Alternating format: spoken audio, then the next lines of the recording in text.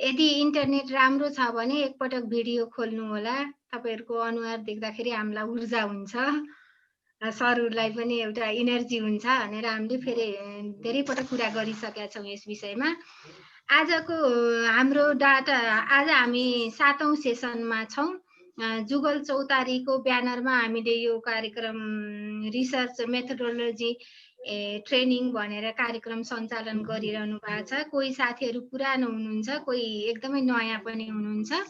सबैलाई स्वागत गर्न चाहन्छु म। विशेष गरेर आज खड्गनारायण श्रेष्ठ सर जोइन हुनु भएको छ हामीसँग आज इन्स्ट्रक्टरको रूपमा। सरलाई धेरै धेरै स्वागत गर्न चाहन्छु म। त्यसै गरी हाम्रो सरहरू हुनुहुन्छ, इन्स्ट्रक्टरहरू रामहरि सर र गोकर्ण सर हुनुहुन्छ। हाम्रा 3 जना सरहरू हुनुहुन्छ, उहाँहरूलाई धेरै धेरै धन्यवाद सहित स्वागत छ र सबैलाई स्वागत गर्न चाहन्छु। आजको 7औं सेसनमा चाहिँ हाम्रो data collection and their usage भन्ने क्लासहरू आजको सेसन रहेको छ। सबैले चाहिँ यसलाई चाहिँ अलिकति ध्यानपूर्वक सुन्नु होला। केही प्रश्नहरू तपाईहरुको जिज्ञासाहरू सरहरू प्रति रहेको छ भने चाहिँ टिपेर राख्नु होला। हामीले अन्त्यमा चाहिँ छलफलको सेसनमा चाहिँ यसलाई छलफल गर्ने नै छौँ। यति भन्दै चाहिँ आजको आफ्नो परिचय रामहरि सर, हस्त सर, गोकर्ण सर केही छ हजुरहरूको? खासै केही छैन। खड्ग सरको अलिकति परिचय रामहरि सरले दिएर त्यसपछि खड्ग सरले सुरु गर्नुहुन्छ होला। त्यो भयो भने अरू बुझ्ने क्लास लिने साथीहरूलाई पनि कसले प्रेजेन्टेसन गर्दैछ भन्ने कम्तीमा एक खालको थाहा होस् भन्ने हिसाबले त्यो गरियो भने अनि खड्ग सरले अगाडि बढाउनुहुन्छ होला। हुन्छ रामहरि सर। धन्यवाद सरिता म्याम अनि गोकर्ण सर। अलि साउन्ड आएन सर, अलि अगाडि आएर बोल्नु सर। धन्यवाद गोकर्ण सर अनि सरिता म्याम। हामी आज 7औं सेसन 7 हप्ता पुरा गरिसक्यौँ। झन्डै 2 महिना बितिसक्दा भर्खर सुरु गरेको जस्तो लाग्छ। हामी हाम्रो कार्यक्रमको 1/3 करिब पनि सकेको, झन्डै आधा सक्न लागेको अवस्था पनि हो। यतिखेर आज इन्स्ट्रक्टर डाक्टर खड्गनारायण श्रेष्ठ हुनुहुन्छ। संयोगले उहाँ र म मास्टर्सको पनि क्लासमेट अनि पिएचडीको पनि क्लासमेट, सँगसँगै पिएचडी पनि इनरोल गर्न पाएको थियौँ र उहाँ टुरिज्म एन्थ्रोपोलोजीमा पिएचडी त्रिभुवन विश्वविद्यालयबाट सक्नुभएको छ अनि पठन पाठनको क्षेत्रमा लामो अनुभव छ। रिसर्चको क्षेत्रमा पनि उहाँले थुप्रै एरियामा रिसर्च गर्नुभएको छ। नेसनल इन्टरनेसनल आर्टिकलहरू पब्लिस गर्नुभएको छ। आज हामीले त्यस्ता व्यक्तित्वलाई पाएको छौँ। व्यक्तिगत तर्फबाट र जुगल चौतारीको तर्फबाट खड्गनारायण श्रेष्ठ सरलाई हार्दिक स्वागत गर्दै उहाँको प्रस्तुतिका लागि म अनुरोध गर्दछु। Thank you Ramhari sir. सबैजनालाई नमस्कार। पुनः एकदमै खुसी लागेको छ। केही दिन अगाडि, झन्डै 1 हप्ता जस्तो अगाडि होला, गोकर्ण सरले मलाई यो प्रस्ताव गर्नुभयो अनि अरू मैले कुनै पनि कुरा चाहिँ त्यो जिज्ञासा राखिनँ, किनभने कसको संस्था कसले के गर्छ भन्ने भन्दा पनि अब एउटा एकाडेमिक लाइनमा हामी छौँ र अब गोकर्ण सरले भनिसकेपछि लगभग मैले धेरै कुराहरू नाइनास्ति गर्दिनँ, किनभने धेरै ठाउँहरूमा मैले गोकर्ण सरलाई पनि यस्तै गरी ट्र्यापमा पार्दै कामहरू चाहिँ लिँदै गरेको अवस्था भएको हुनाले त्यो एउटा रेसिप्रोसिटीको कारणले मैले केही पनि सोद्धा पनि सोधिनँ। अनि मलाई थाहा थिएन रामहरि सर पनि त्यहाँ हुनुहुन्छ भन्ने कुरो पनि अहिले जस्ट 6 बजेर 10 मिनट अगाडि फेरि गोकर्ण सरसँग एकचोटि यो पासवर्ड त देखिन त भन्ने सवालमा कुरा हुँदाखेरि होइन, रामहरि सरको पनि त्यहाँ आउँदाखेरि मलाई अर्को चाहिँ मजा पनि लाग्यो। रामहरि सरले भन्नुभयो जस्तै हामी मास्टर्सको पनि साथी र पिएचडीको पनि ब्याजी। अब यता गोकर्ण सरसँग हामी 20औं वर्ष अगाडिदेखि कलेजहरूमा सँगसँगै काम गरिरहेछौँ।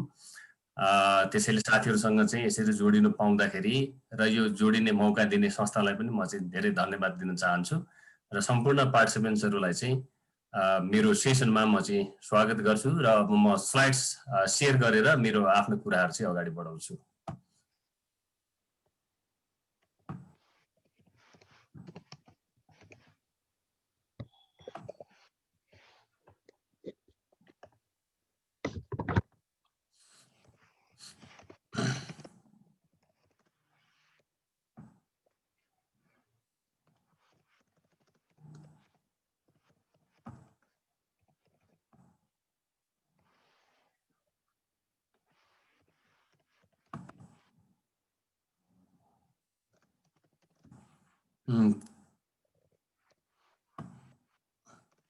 साथीहरूले के देख्नु भएको छ स्लाइड्समा केही अब आयो स्क्रिनमा के देख्नु भएको छ आयो सर ओके आयो त्यसलाई चाहिँ यो फुल स्क्रिन गरिदिनुस् न हजुर म त्यो ट्राई गर्दैछु हजुर सर भयो सर अहिले फुल स्क्रिन छ ओके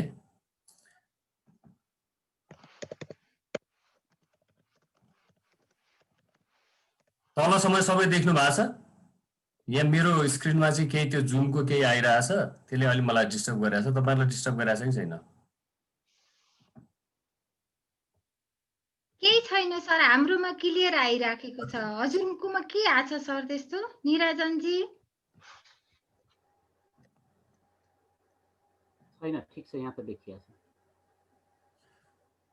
ठीक छ अब सुरु गरौँ त्यसो भएदेखि अब मैले अरु लामो कुराहरु केही पनि गरिन डिपार्टमेन्ट अफ एन्थ्रोपोलोजी त्रिचन्द्र कलेजलाई मोस्टली रिप्रेजेन्ट गर्छु मैले र अब यो आज गोकर्ण सरले असाइन गर्नुभएको यो चाहिँ काम डेटा कलेक्सनको टुल्सहरु र तिनीहरुको युजेसमा खास गरी तीनवटा टपिक मलाई असाइन गर्नुभएको छ सेन्सस सर्वे इन्टरभ्यु र अब्जर्भेसनको कुरा चाहिँ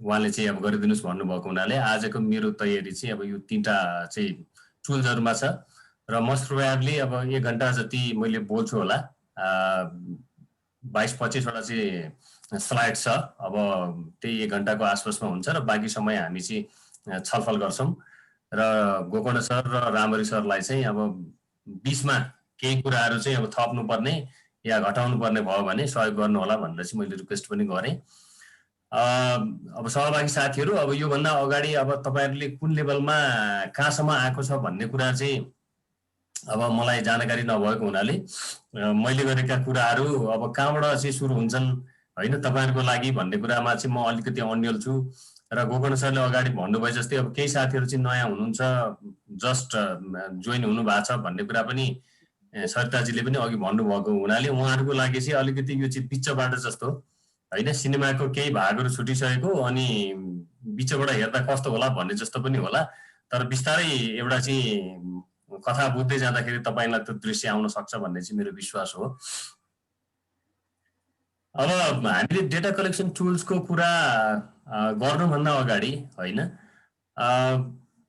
यो रिसर्चको एउटा हामीले कुरा गर्ने हो भनेदेखि सामान्यतया हामीले ओभरअल एउटा रिसर्चलाई नै तीनवटा भाग खण्डमा राखेर हेर्नुपर्ने हुन्छ अब पहिलो खण्ड भनेको चाहिँ तपाईको चाहिँ फिल्डमा जानुभन्दा अगाडिको एउटा अवस्था हो अनि तपाईको चाहिँ बिचको अवस्था भनेको चाहिँ हामी फिल्डमा तपाईको चाहिँ जाँदाको अवस्था हो फिल्डमै गएर हामीले के गर्नुपर्छ के गर्छौं भन्ने अवस्था हो र तेस्रो अवस्था भने चाहिँ अब फिल्डबाट आइसकेपछि फिल्डबाट हामीले ल्याएको रिसोर्सेसलाई कसरी तपाईको चाहिँ म्यानेज गर्ने हैन डेटालाई कसरी तपाईको चाहिँ एरेन्ज गर्ने इन्टरप्रिटेसन गर्ने एनालाइज गर्ने भन्ने कुरा चाहिँ तेस्रो कुरा हो त्यसो भएको हुनाले अब जब हामी डेटा कलेक्सनको कुरा गर्छौं भने पनि डेटा कलेक्सन भन्दा अगाडि हामीले गर्नै पर्ने कुराहरु के हुन सक्छन् र ती कुराहरुले कसरी तपाईको चाहिँ समग्र डेटा कलेक्सनको चाहिँ प्रोसिजरलाई नै एउटा चाहिँ असर गरिरहेको हुन्छ भन्ने कुराहरु चाहिँ हामीले बुझ्नुपर्ने हुन्छ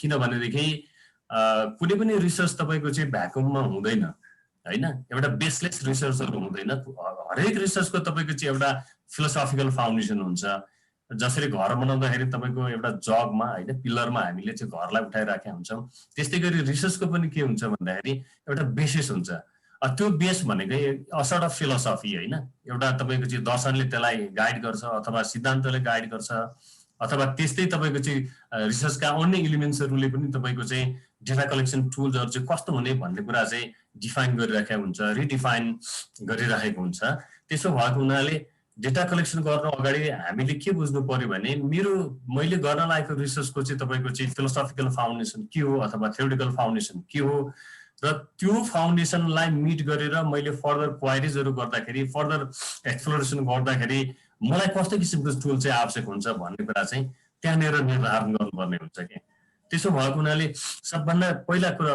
चाहिँ हामीले के बुझ्नु पर्यो भन्दाखेरि रिसर्चको बेस के हो हैन कुन तपाईको चाहिँ आइडियोलोजीबाट गाइडेड छ त्यो रिसर्च चाहिँ हैन अब तपाईको चाहिँ त्यो कुन थटबाट गाइडेड छ हैन कुन थ्योरिटिकल एप्रोचले त्यसलाई चाहिँ बढी गाडी गरिरहेको छ भन्ने जस्ता कुराहरूलाई हामीले चाहिँ ध्यान दिनुपर्ने हुन्छ।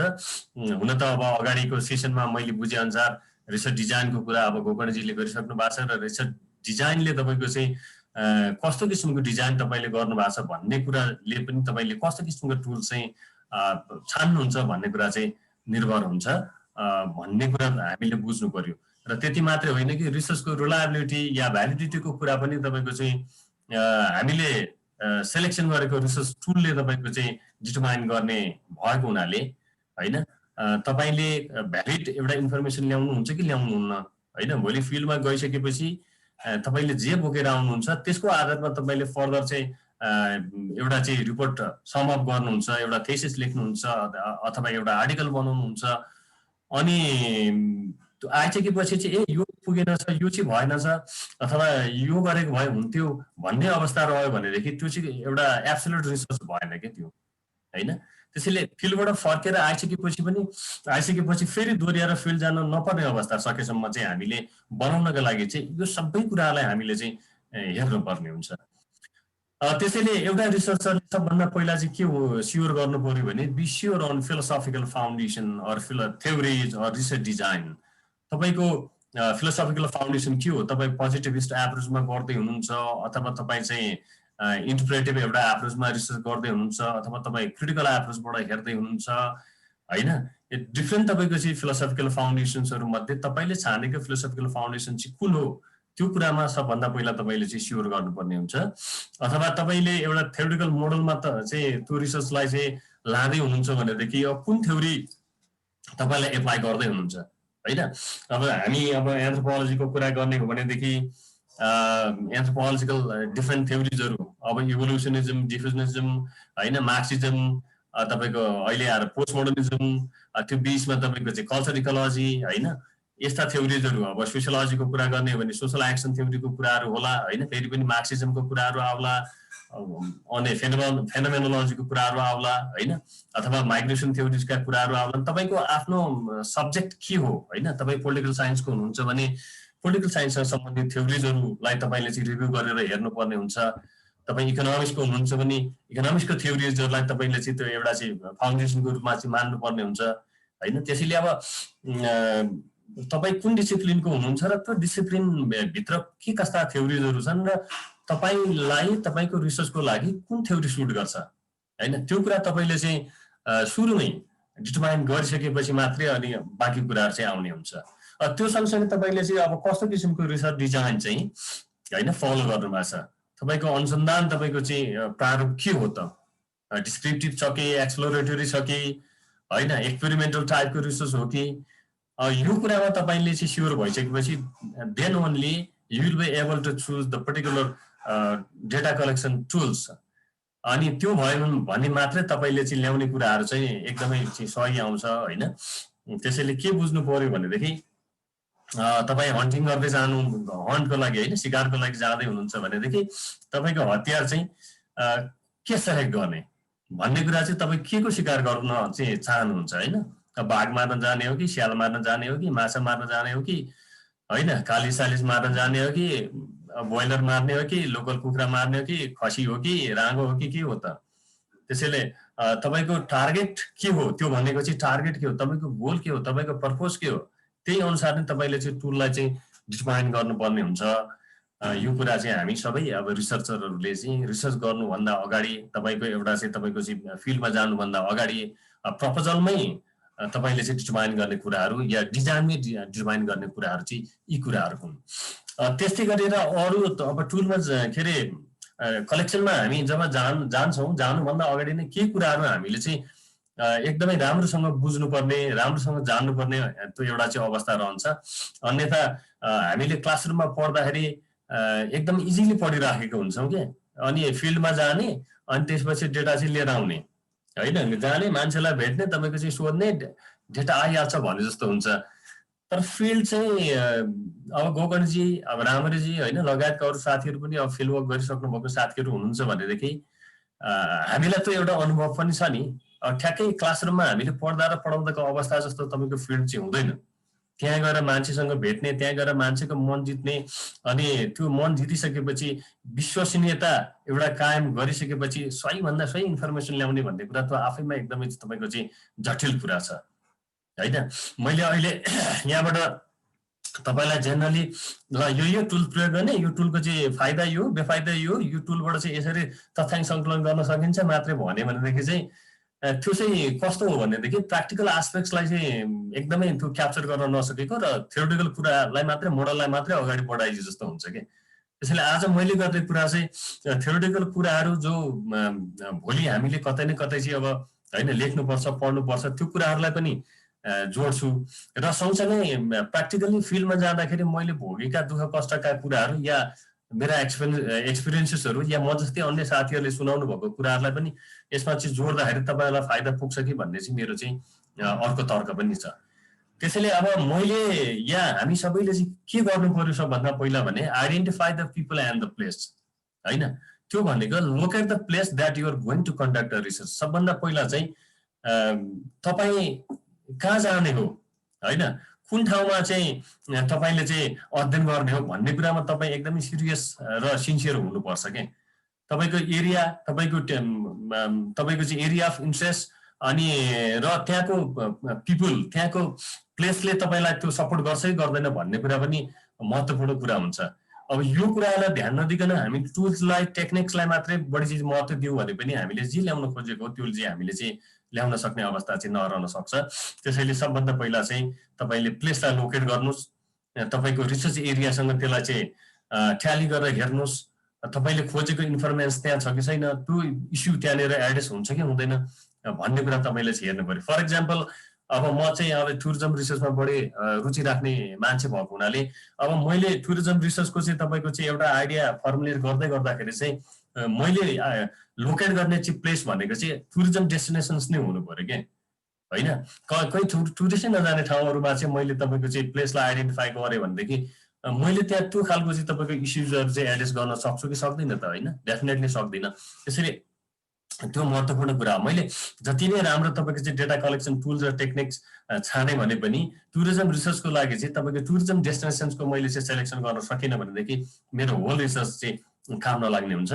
त्यसैले मेरो सल्लाह चाहिँ यो कुराहरूमा ध्यान दिनुहोस्।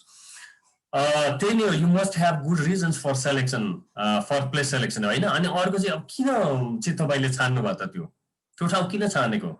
अब म यहाँ अध्ययन गर्छु होइन, भोलि तपाईँ चाहिँ मास्टर्स डिजर्टेसनको लागि या एमफिल डिजर्टेसनको लागि या पिएचडी डिजर्टेसनको लागि तपाईँले कुनै पनि साइट सेलेक्सन गर्नुहुन्छ भनेदेखि you must have good reasons के यो कारणले गर्दाखेरि चाहिँ मैले त्यहाँ चाहिँ छाने होइन। अथवा यो इस्युजहरू चाहिँ त्यहाँ मात्रै एड्रेस गर्न सकिन्छ होइन। के होला त? For example does the place fulfils your research issues. तपाईँको रिसर्च इस्युजहरू चाहिँ त्यो प्लेसले चाहिँ फुलफिल गर्छ कि गर्दैन? तपाईँको रिसर्च अब्जेक्टिभ्सहरू चाहिँ त्यो तपाईँको चाहिँ प्लेसले फुलफिल गर्छ कि गर्दैन? तपाईँको एरिया अफ इन्ट्रेस्टलाई त्यसले फुलफिल गर्छ कि गर्दैन? त्यो कुरालाई तपाईँले चाहिँ बढीभन्दा बढी ध्यान दिनुपर्छ। र त्यो सँगसँगै be sure that you find right information, subject, respondents in the selected chosen area.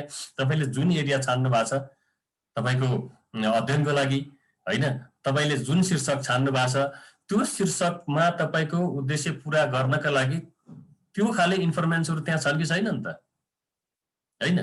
For example अब चाहिँ हाम्रो रामरीजीले चाहिँ अब हेल्मोहरूको चाहिँ अब मेडिकल एस्पेक्ट्सलाई उहाँले चाहिँ हेर्नु भएको छ होइन। अब उहाँले डेफिनेटली त्यो हेल्मोमा त्यहाँ जानुभन्दा अगाडि त्यो इन्फर्मेसनहरू चाहिँ त्यो मेडिकल एउटा चाहिँ प्र्याक्टिसेससँग चाहिँ फ्यामिलियर भएको इन्फर्मेसनहरू छ कि छैनन् भन्ने कुरा चाहिँ डेफिनेटली पहिले बुझ्नु भएको छ होइन। मैले जो चाहिँ टुरिज्म मेरो पिएचडी उसको लागि खुम्बु नै छाने कि one of the suitable and best place for tourism industry होइन।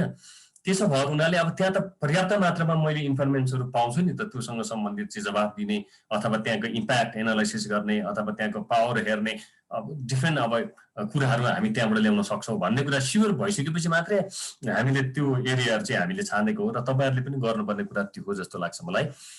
त्यो सँगसँगै अर्को चाहिँ कुरा चाहिँ अब recognise key information specialised or general information. अब सामान्यतया अब यो सोसल रिसर्चहरूमा एउटा चाहिँ जेनरल इन्फर्मेसनको रूपमा रहन्छ। तपाईँले चाहे सर्वे गर्नुहोस् या इन्टरभ्यू सेड्युल गर्नुहोस् या तपाईँले अब्जर्भेसन गर्न जुनसुकै तपाईँको चाहिँ टुल्स हामीले युटिलाइज गरे पनि एप्लाई गरे पनि एउटा चाहिँ जेनरल इन्फर्मेसनबाट पनि हामीले इनडेप्थ तपाईँको चाहिँ आन्सरहरू त ल्याउन सक्छौँ भने मोरओभर त्योभन्दा पनि अझ धेरै कुराहरू चाहिँ हामीले की इन्फर्मेन्सहरूबाट प्रमुख जानकार व्यक्ति भनेर नेपालीमा भन्ने गरेको मैले चाहिँ पाएको छु। की इन्फर्मेन्सबाट चाहिँ you can take lot of information in depth.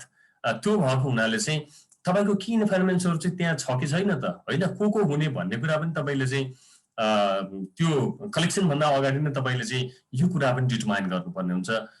र डिटरमाइन तपाईँले गर्न सक्नु भएन भने होइन एब्सोल्युट अब 100मा 100 यो मात्रै सोध्छु यो मात्रै हुने भन्ने कुरा त अब फिल्डमा गइसकेपछि पनि धेरै कुरा चाहिँ निर्धारण हुन्छ। तैपनि you must have the tentative ideas about the key informants and other general informants. र most important thing in the field is to maintain the good rapport with your informants. यो एकदमै जटिल कुरा पनि छ के। अब हामी क्लासमा पढाउँदाखेरि के भन्छौँ भने तपाईँहरू फिल्डमा जानुहोस्, फिल्डमा गइसकेपछि चाहिँ अब तपाईँको उत्तरदातासँग चाहिँ एउटा राम्रो सम्बन्ध विस्तार गर्नुहोस्। अनि राम्रो सम्बन्ध विस्तार भइसकेपछि तपाईँले सजिलै अब डेटा कलेक्सन गर्नुहोस्। अब सजिलै पनि हुनसक्छ, जटिल पनि हुनसक्छ। अब हामीले एउटा स्टेप वाइज भन्ने कुरा चाहिँ यो हो होइन। तर जब हामी आफै फिल्डमा जान्छौँ भनेदेखि अनि how can we formulate the how can we develop a good rapport के, यो आफैमा पनि एकदमै चुनौतीपूर्ण कुरा छ। किनभने तपाईँ कस्तो किसिमको लोकालिटीमा जाँदै हुनुहुन्छ, तपाईँ कस्तो आफ्नो कस्तो किसिमको पर्सनालिटी भएको व्यक्ति हुनुहुन्छ होइन। अब त्यसले पनि तपाईँको चाहिँ यो ऱ्यापोर्ट बिल्डिङ आदि इत्यादिमा चाहिँ फरक पार्छ होइन। अब तपाईँ शेर्पा कम्युनिटीमा जाँदै हुनुहुन्छ, राईमा जाँदै हुनुहुन्छ, बाहुन क्षेत्रमा जाँदै हुनुहुन्छ, मगर गुरुङ तामाङ नेपालका डिफ्रेन्ट तपाईँको चाहिँ नेपाल बाहिरको कुरा पनि हुन्छ के, देशभित्रको मात्रै रिसर्च होइन। तपाईँ भोलि देश बाहिर जानुभयो भने पनि सबभन्दा पहिला त तपाईँ जुन समुदायको अध्ययन गर्दै हुनुहुन्छ, जुन भौगोलिक क्षेत्रका मानिसहरूको बारेमा अध्ययन गर्दै हुनुहुन्छ भने तपाईँले सबभन्दा पहिला त एउटा राम्रो सम्बन्ध चाहिँ राख्नुपर्छ क्या। तर अब यो राम्रो सम्बन्ध बन्छ चाहिँ कसरी भन्ने कुरा चाहिँ अब यो थ्योरिटिकली भन्ने कुरा होइन होइन। अघि नै मैले भने it depends upon culture, it depends upon context, it depends upon your own personality, it depends upon the personality of the other informants that you are going to meet them. अब यसमा भर पर्ने भएको हुनाले so data collection itself as well as the whole research is an art rather than science के। Science त हो तर साइन्स सँगसँगै यो चाहिँ एउटा कलाको कुरा पनि हो। How do you deal with the people next होइन। There is no particular and specific idea about the dealing with the people next. अब त्यसो भएको हुनाले चाहिँ यो कसरी सम्बन्ध विस्तार गर्ने भन्ने हामीले चाहिँ बुझ्नुपर्ने कुराहरू हो जस्तो लाग्यो। अब अलिकति मैले यहाँ ब्याट्रीलाई ल्यापटपलाई अलिकति ब्याकअप दिनुपर्ने भयो, I am sorry for that. 1 minute मैले चाहिँ यहाँ तपाईँलाई रोकेँ।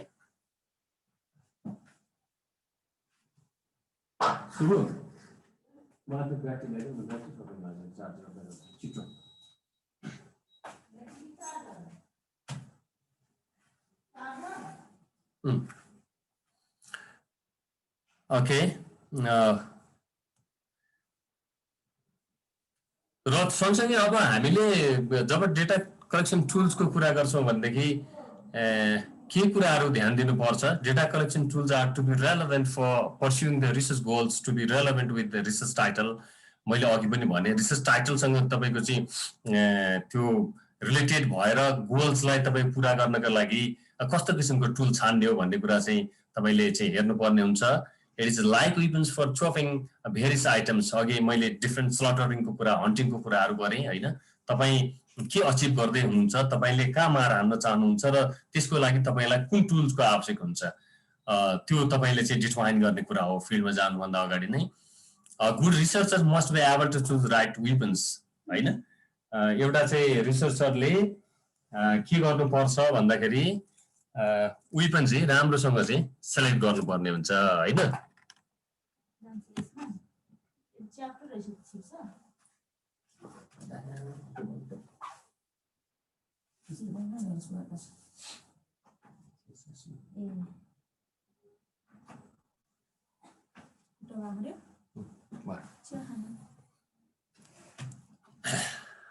ओके,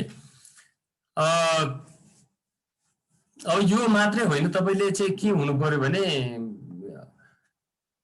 तपाईँले एउटा राम्रो टुल्स कसरी सेलेक्सन गर्नुहुन्छ र किन सेलेक्सन गर्नुहुन्छ भन्ने कुरा पनि अब तपाईँले डिटर्माइन गर्नुपर्ने हुन्छ। र मैले यो सँगसँगै भने primary data collection is an art, how do you go to the field and how do you deal with the people next, त्यो एउटा कुरा हो। त्यो एउटा आर्टमा भर पर्ने कुरा हो भनेदेखि तपाईँले चाहिँ तपाईँ सर्वे गर्नुहुन्छ या तपाईँ चाहिँ इन्टरभ्यू स्केड्युल गर्नुहुन्छ या तपाईँको चाहिँ इन्टरभ्यू गर्नुहुन्छ भने त्यसका लागि तपाईँले जुन क्वेसन्सहरू प्रिपेयर गर्नुहुन्छ त्यो preparation itself also is an art के, त्यो पनि एउटा कला हो होइन। त्यसलाई कसरी तपाईँले सेटिङ गर्नुहुन्छ अनि कसरी एप्रोच गर्नुहुन्छ तपाईँले तपाईँको इन्फर्मेसनसँग भन्ने कुरा पनि महत्त्वपूर्ण कुरा हुन्छ। त्यसैले it depends upon how you approach with your informants होइन, कसरी डिल गर्नुहुन्छ तपाईँको इन्फर्मेसनसँग। Your appearance, attitude and behaviour influence on the accuracy of the information data. अब अर्को कुरा चाहिँ फिल्डमा जब हामी डेटा कलेक्सन गर्न जान्छौँ भनेदेखि तपाईँको त्यो हुलियाले पनि धेरै काम गर्छ क्या। तपाईँको एटिट्युड, तपाईँको बिहेभियर होइन, तपाईँ कस्तो ठाउँमा जाँदै हुनुहुन्छ र तपाईँले चाहिँ अब कसरी आफूलाई चाहिँ तपाईँको चाहिँ एप्रोच गर्नुहुन्छ होइन, आफूलाई कसरी प्रेजेन्ट गर्नुहुन्छ, त्यसमा पनि तपाईँको चाहिँ त्यो कुराहरू चाहिँ भर पर्छ। र यो सिलसिलामा चाहिँ अब मलाई यो मेलिनस्कीको यो भनाइ चाहिँ एकदमै राम्रो लाग्छ। त्यसो भएको हुनाले मैले यो चाहिँ साभार गरेँ यहाँ।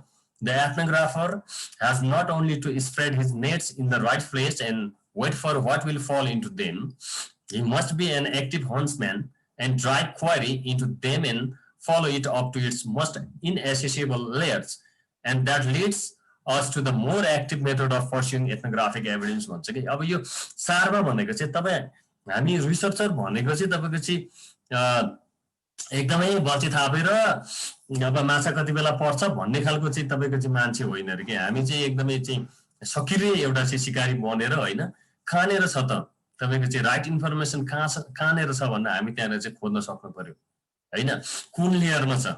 अब गएर तपाईँको चाहिँ सामान्य गफगाफ गर्दैमा कुनै पनि टुल्स प्रयोग गरेर हो आइहाल्यो भने हप्ता 10 दिनमा रिसर्च सक्यो भन्ने कुरा त त्यो हुँदैन।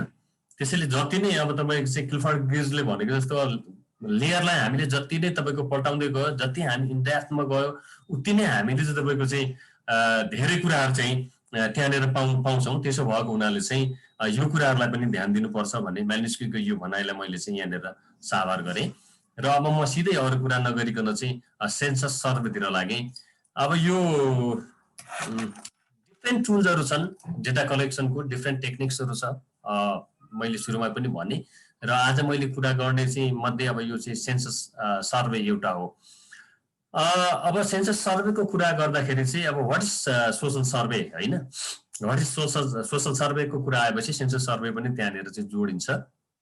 The survey is the most frequently used research technique in social sciences.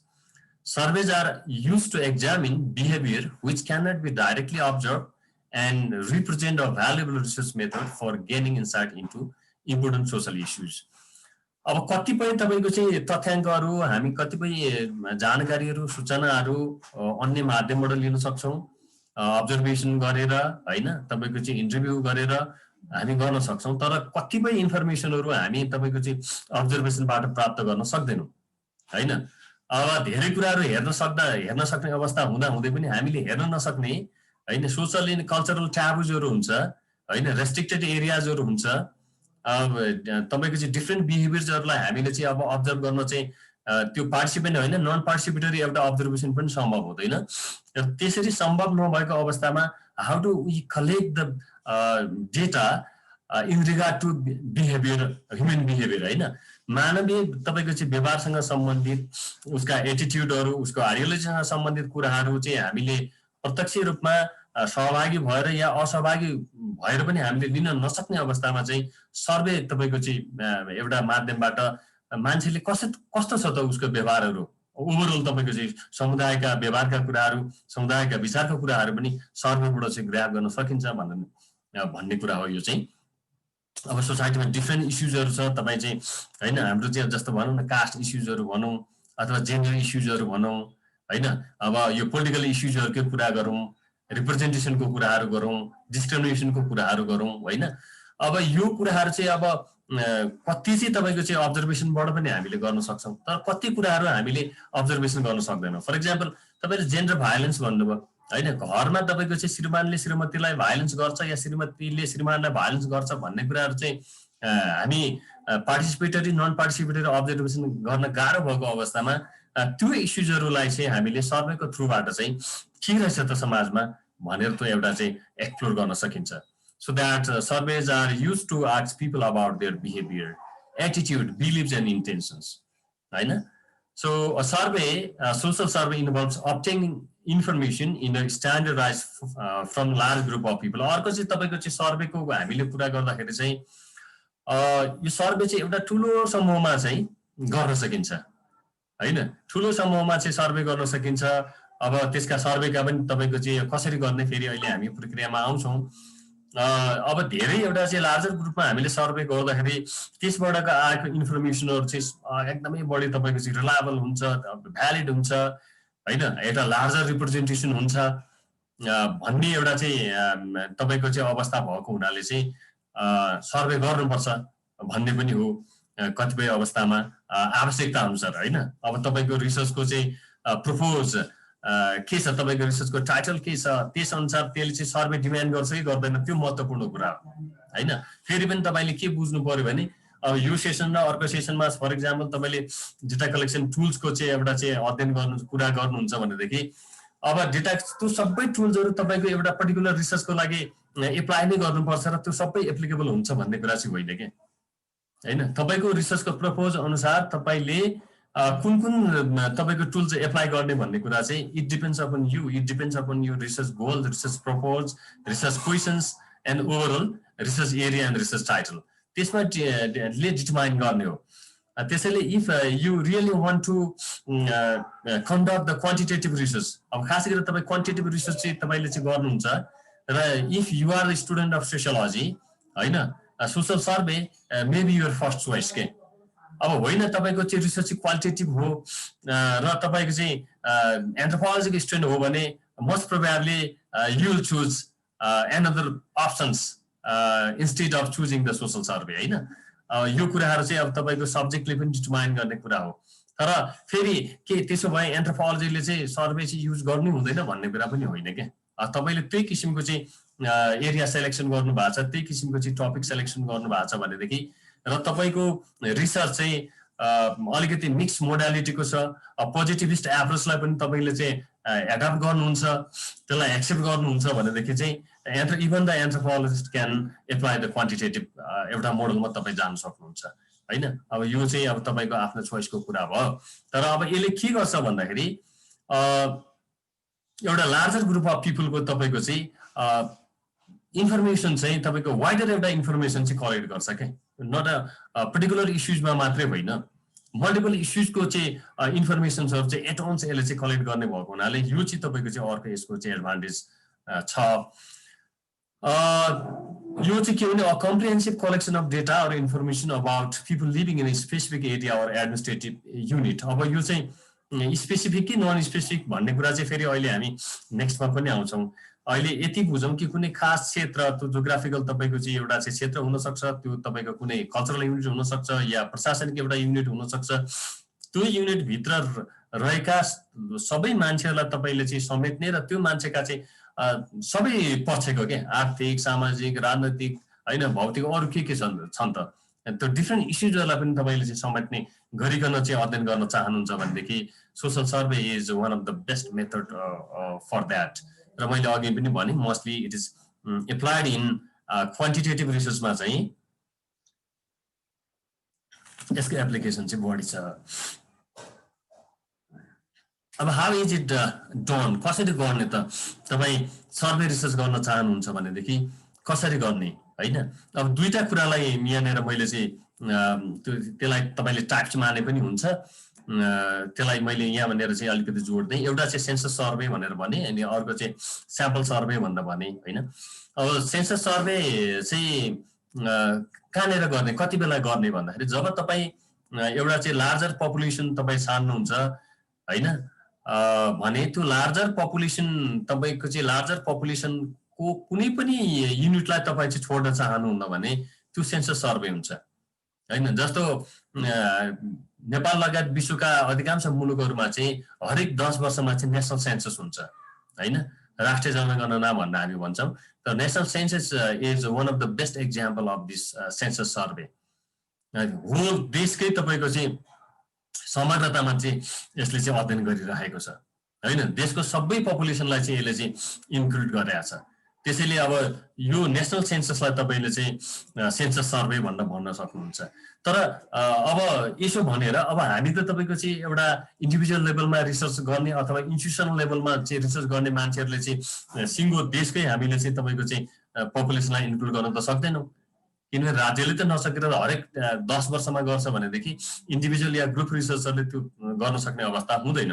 त्यसैले सेन्सस सर्वे भनेको देशलाई नै तपाईले चाहिँ त्यो इन्क्लुड गर्नुपर्छ भन्ने कुरा होइन हैन।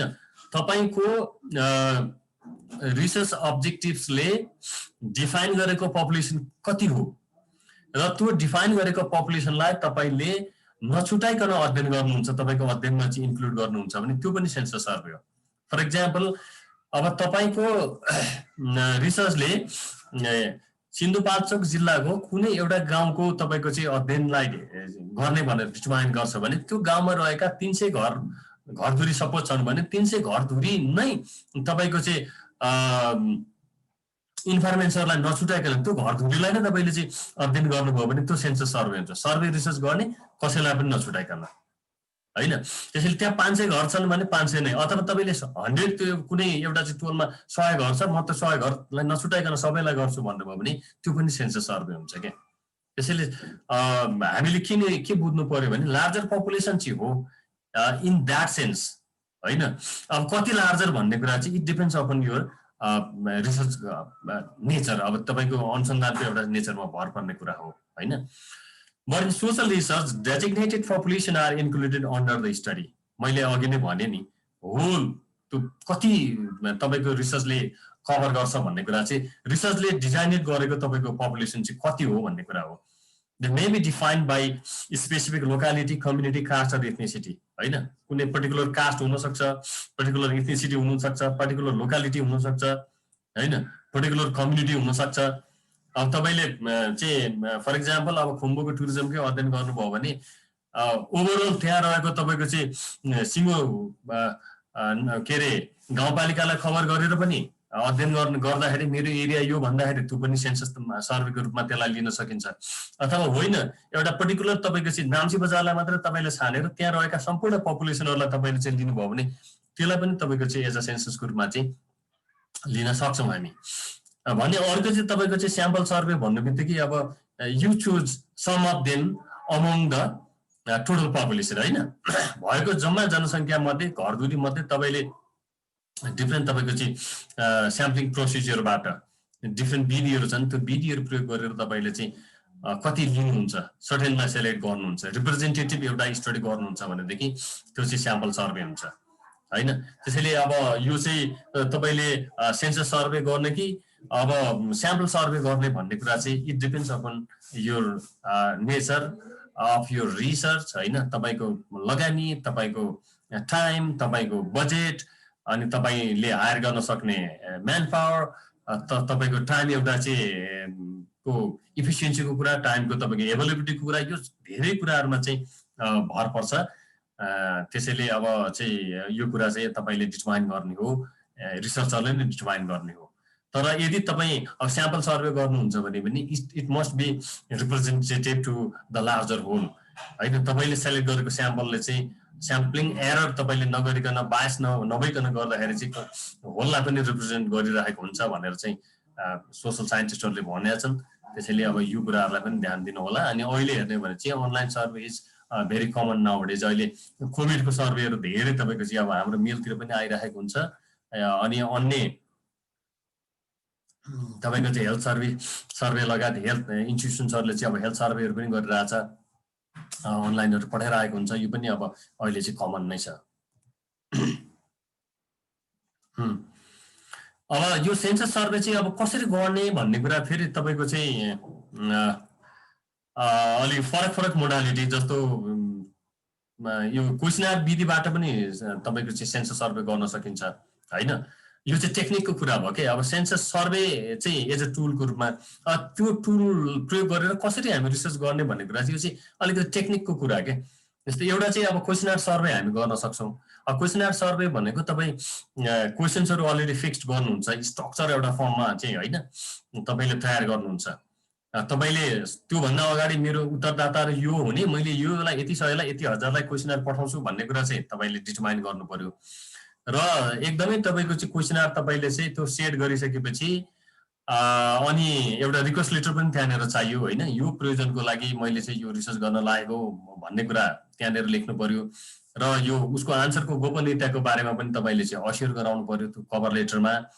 अनि त्यो भइसकेपछि अब एकदमै चाहिँ फ्रम सिम्पल टु कम्प्लेक्स को सिद्धान्त अवलम्बन गरेर सरल क्वेसन्सहरू सहज क्वेसन्सहरूलाई सुरुमा राखिकन अलिकति कम्प्लिकेटेड क्वेसन्सहरूलाई चाहिँ अलिकति पछाडि, सकेसम्म कम्प्लिकेटेड क्वेसन्सहरू अब तपाईँको चाहिँ स्क्यान्डलस क्वेसन्सहरू होइन, अनि सोसल इस्युजहरू बन्ने कुराहरू आवश्यक छैन भने नराख्दा राम्रो। आवश्यकै छ भने त्यसलाई चाहिँ अलि अन्तिमतिर राखिकन तपाईँले एक लेभलको चाहिँ त्यो क्वेसन्सको स्ट्रक्चर होइन बनाउनुहुन्छ। यो चाहिँ धेरै जस्तो चाहिँ सर्वेहरू चाहिँ तपाईँमा चाहिँ यो चाहिँ क्लोज इन्डेड टाइपकै हुन्छ होइन, ओपन इन्डेड टाइपको सोध्नै नसकिने भन्ने कुरा त होइन, तर धेरै राम्रो चाहिँ तपाईँको चाहिँ स्ट्रक्चर टाइपको क्लोज इन्डेड भयो, टिक मात्रै लाउने भयो भने त्यो चाहिँ तपाईँको चाहिँ उत्तरदाताले सजिलैसँग बुझ्ने, सजिलैसँग टिक लाएर पठाउने र पछि आएर डेटा एनालिसिस गर्दा पनि त्यसले चाहिँ तपाईँलाई एनालिसिस गर्न पनि सजिलो हुन्छ। र ओपन इन्डेड टाइपको विचार आउने किसिमको भयो भने चाहिँ तपाईँको चाहिँ उनीहरूलाई लेख्न पनि धेरै त्यो दिक्क लाग्ने किसिमको, कतिले तपाईँको चाहिँ आन्सर नगर्ने अवस्थाहरू पनि हुन्छ। र पछि आइसकेपछि पनि तपाईँको चाहिँ अब सर्वे नैबाट उनीहरूको एटिट्युडलाई, उनीहरूको तपाईँको चाहिँ आइडियोलोजीहरूलाई चाहिँ एनालाइज गर्नु त्यो चाहिँ सजिलो कुरा पनि छैन, किनभने मल्टिपल तपाईँको चाहिँ विचारहरू आइसकेपछि त्यसलाई जेनलाइज गर्न सक्ने अवस्थामा चाहिँ रिसर्चर चाहिँ पुग्दैन। अब यो चाहिँ अब कसरी पनि हुन्छ भने अब हाम्रो रिसर्चमा पनि इभन इन्टरभ्यू हामी लिन्छौँ, इन्टरभ्यू लिइसकेपछि इन्टरभ्यूलाई रेकर्ड गरे हुन्छ, अनि घरमा आएर त्यसलाई ट्रान्सक्राइब गर्यो, अनि ट्रान्सक्राइब गरेको इन्टरभ्यूहरू ट्याली गरेर हेर्दाखेरि तपाईँको चाहिँ एउटै इस्युजमा यति धेरै भेराइटिजहरू हुन्छ कि त्यसलाई कहाँनिर तपाईँ जेनलाइज गरेर राख्ने भन्ने कुराहरू त एकदमै जटिल हुन्छ कि। त्यसमा पनि तपाईँले हजारौँ मान्छेको चाहिँ तपाईँको चाहिँ सर्वे गर्नुभएको छ, ओपन इन्डेड टाइपको क्वेसन्सहरू सोधिदिनु भएको छ भनेदेखि त यो त तपाईँको त्यो क्षमताभन्दा बाहिर जेनलाइजेसन गर्ने बेला, डेटा इन्टरप्रिटेसन गर्ने बेला तपाईँलाई एकदमै गाह्रो हुन्छ। यो चाहिँ मेरो एउटा पर्सनल एक्सपिरियन्स पनि हो। त्यसले गर्दाखेरि तपाईँ सर्वे नै गर्ने भने चाहिँ स्ट्रक्चर टाइपको होइन, क्लोज इन्डेड टाइपको चुज वान अमङ अफ भनेर तपाईँले चाहिँ 3-4वटा अप्सन दिएर त्यो मध्येमा छान्न लगाउने त्यो गर्ने एउटा अवस्था हो। र क्वेसनर भने चाहिँ तपाईँ आफू फिल्डमा गए पनि तपाईँ 1-to-1 इन्फर्मेसनलाई भेटेर तपाईँले सोध्ने होइन, त्यो चाहिँ उनीहरूलाई बाँडेर उनीहरूलाई भरेर फिर्ता ल्याउने, अथवा अहिले मोस्टली चलेको भनेको चाहिँ मेल, पहिला त हुलाकद्वारा पठाइने एउटा प्रचलन थियो, अहिले चाहिँ तपाईँको चाहिँ मेलबाट पठाइन्छ कि, इमेलबाट चाहिँ पठाउने, र इन्फर्मेन्सहरूले चाहिँ रेस्पोन्डेन्टहरूले त्यसलाई आफै पढ्ने, आफै बुझ्ने र तपाईँको आन्सर गरेर फेरि तपाईँलाई पठाउने अवस्था हो। एउटा त्यो हो भने अर्को चाहिँ इन्टरभ्यू स्केड्युल्स भनेको चाहिँ यो क्वेसन्सको प्रक्रिया चाहिँ उस्तै हो, सबै कुरा उस्तै हो। इन्टरभ्यू स्केड्युलमा चाहिँ तपाईँ अगाडि बस्नुहुन्छ र तपाईँ सोध्नुहुन्छ, अनि उसको आन्सरमा उसले जे आन्सर गर्छ तपाईँले त्यसलाई चाहिँ चिनो लगाउनुहुन्छ कि टिक गर्नुहुन्छ। यो मात्रै हो यसको चाहिँ डिफ्रेन्सेसहरू। त्यसैले अब तपाईँ कुन छान्ने होइन, अब यसका दुवै एउटा फाइदा बेफाइदाहरू अब छन्, किनभने तपाईँ आफ्नो फिजिकल प्रेजेन्स बिना क्वेसनर गर्नुभयो भनेदेखि उत्तरदातालाई तपाईँको चाहिँ आन्सर गर्न सजिलो हुन्छ, तपाईँको रिसर्चरको बायसनेस रहँदैन होइन, भ्यालु फ्री एउटा आन्सर आउँछ भन्ने एउटा मान्यता हो भने अर्को चाहिँ तपाईँको चाहिँ क्वेसनर विधि भनेको one of the slowest tools of data collection. तपाईँ पठाउनुहुन्छ, उसले मन लागे आन्सर गर्छ, मन लागे आन्सर गर्दैन, अनि रिप्रेजेन्टेटिभ हुन्छ कि हुँदैन भन्ने कुरा। अब अर्को यसको चाहिँ बेफाइदाको कुरा चाहिँ के छ भने तपाईँले क्वेसन पठाउनुहुन्छ, उत्तरदाताले जे बुझ्छ त्यो मात्रै रेस्पोन्स गर्छ क्या, अनि तपाईँले जे लेख्नु भएको छ, जे आन्सर चाहिँ जे खोज्नु भएको अथवा क्वेसनको आशय यो हो भनेर चाहिँ तपाईँले उत्तरदातालाई बुझाउन सक्ने अवस्था रहँदैन के, उत्तरदाता तपाईँको कन्ट्रोलमा हुँदैन। तर जब इन्टरभ्यू स्केड्युलमा लिएर जानु भएको छ भने चाहिँ अल्दो अब ठ्याक्कै अब तपाईँले फेरि ओपन इन्डेड क्वेसन जस्तै सोधेर सबै वाट वाइ हाउ भन्ने कुरा त नगर्नु होला, तर तपाईँले सोधेको कुराहरू यो चाहिँ मैले बुझिनँ भन्दाखेरि at least you have a chance to clarify that questions के, तपाईँले के सोध्न खोजेको, त्यो क्वेसनले के भन्न खोजेको भनेर त्यहाँनिर एउटा क्लारिफिकेसन दिने अवस्था चाहिँ रहन्छ। यो कुरालाई हामीले चाहिँ ध्यान दिनुपर्छ। अब यो दुईटा टेक्निक्स मध्ये कुन एडप्ट गर्ने भन्ने कुरा चाहिँ mostly and largely it depends upon the nature of your informants. तपाईको इन्फर्मेन्सहरु चाहिँ हाइली एजुकेटेड छ and they are capable of that understanding your questions and of course ethically if you think they that return back that set of questions तपाईलाई त्यस्तो लाग्छ भने questionnaire पनि applicable हुन्छ।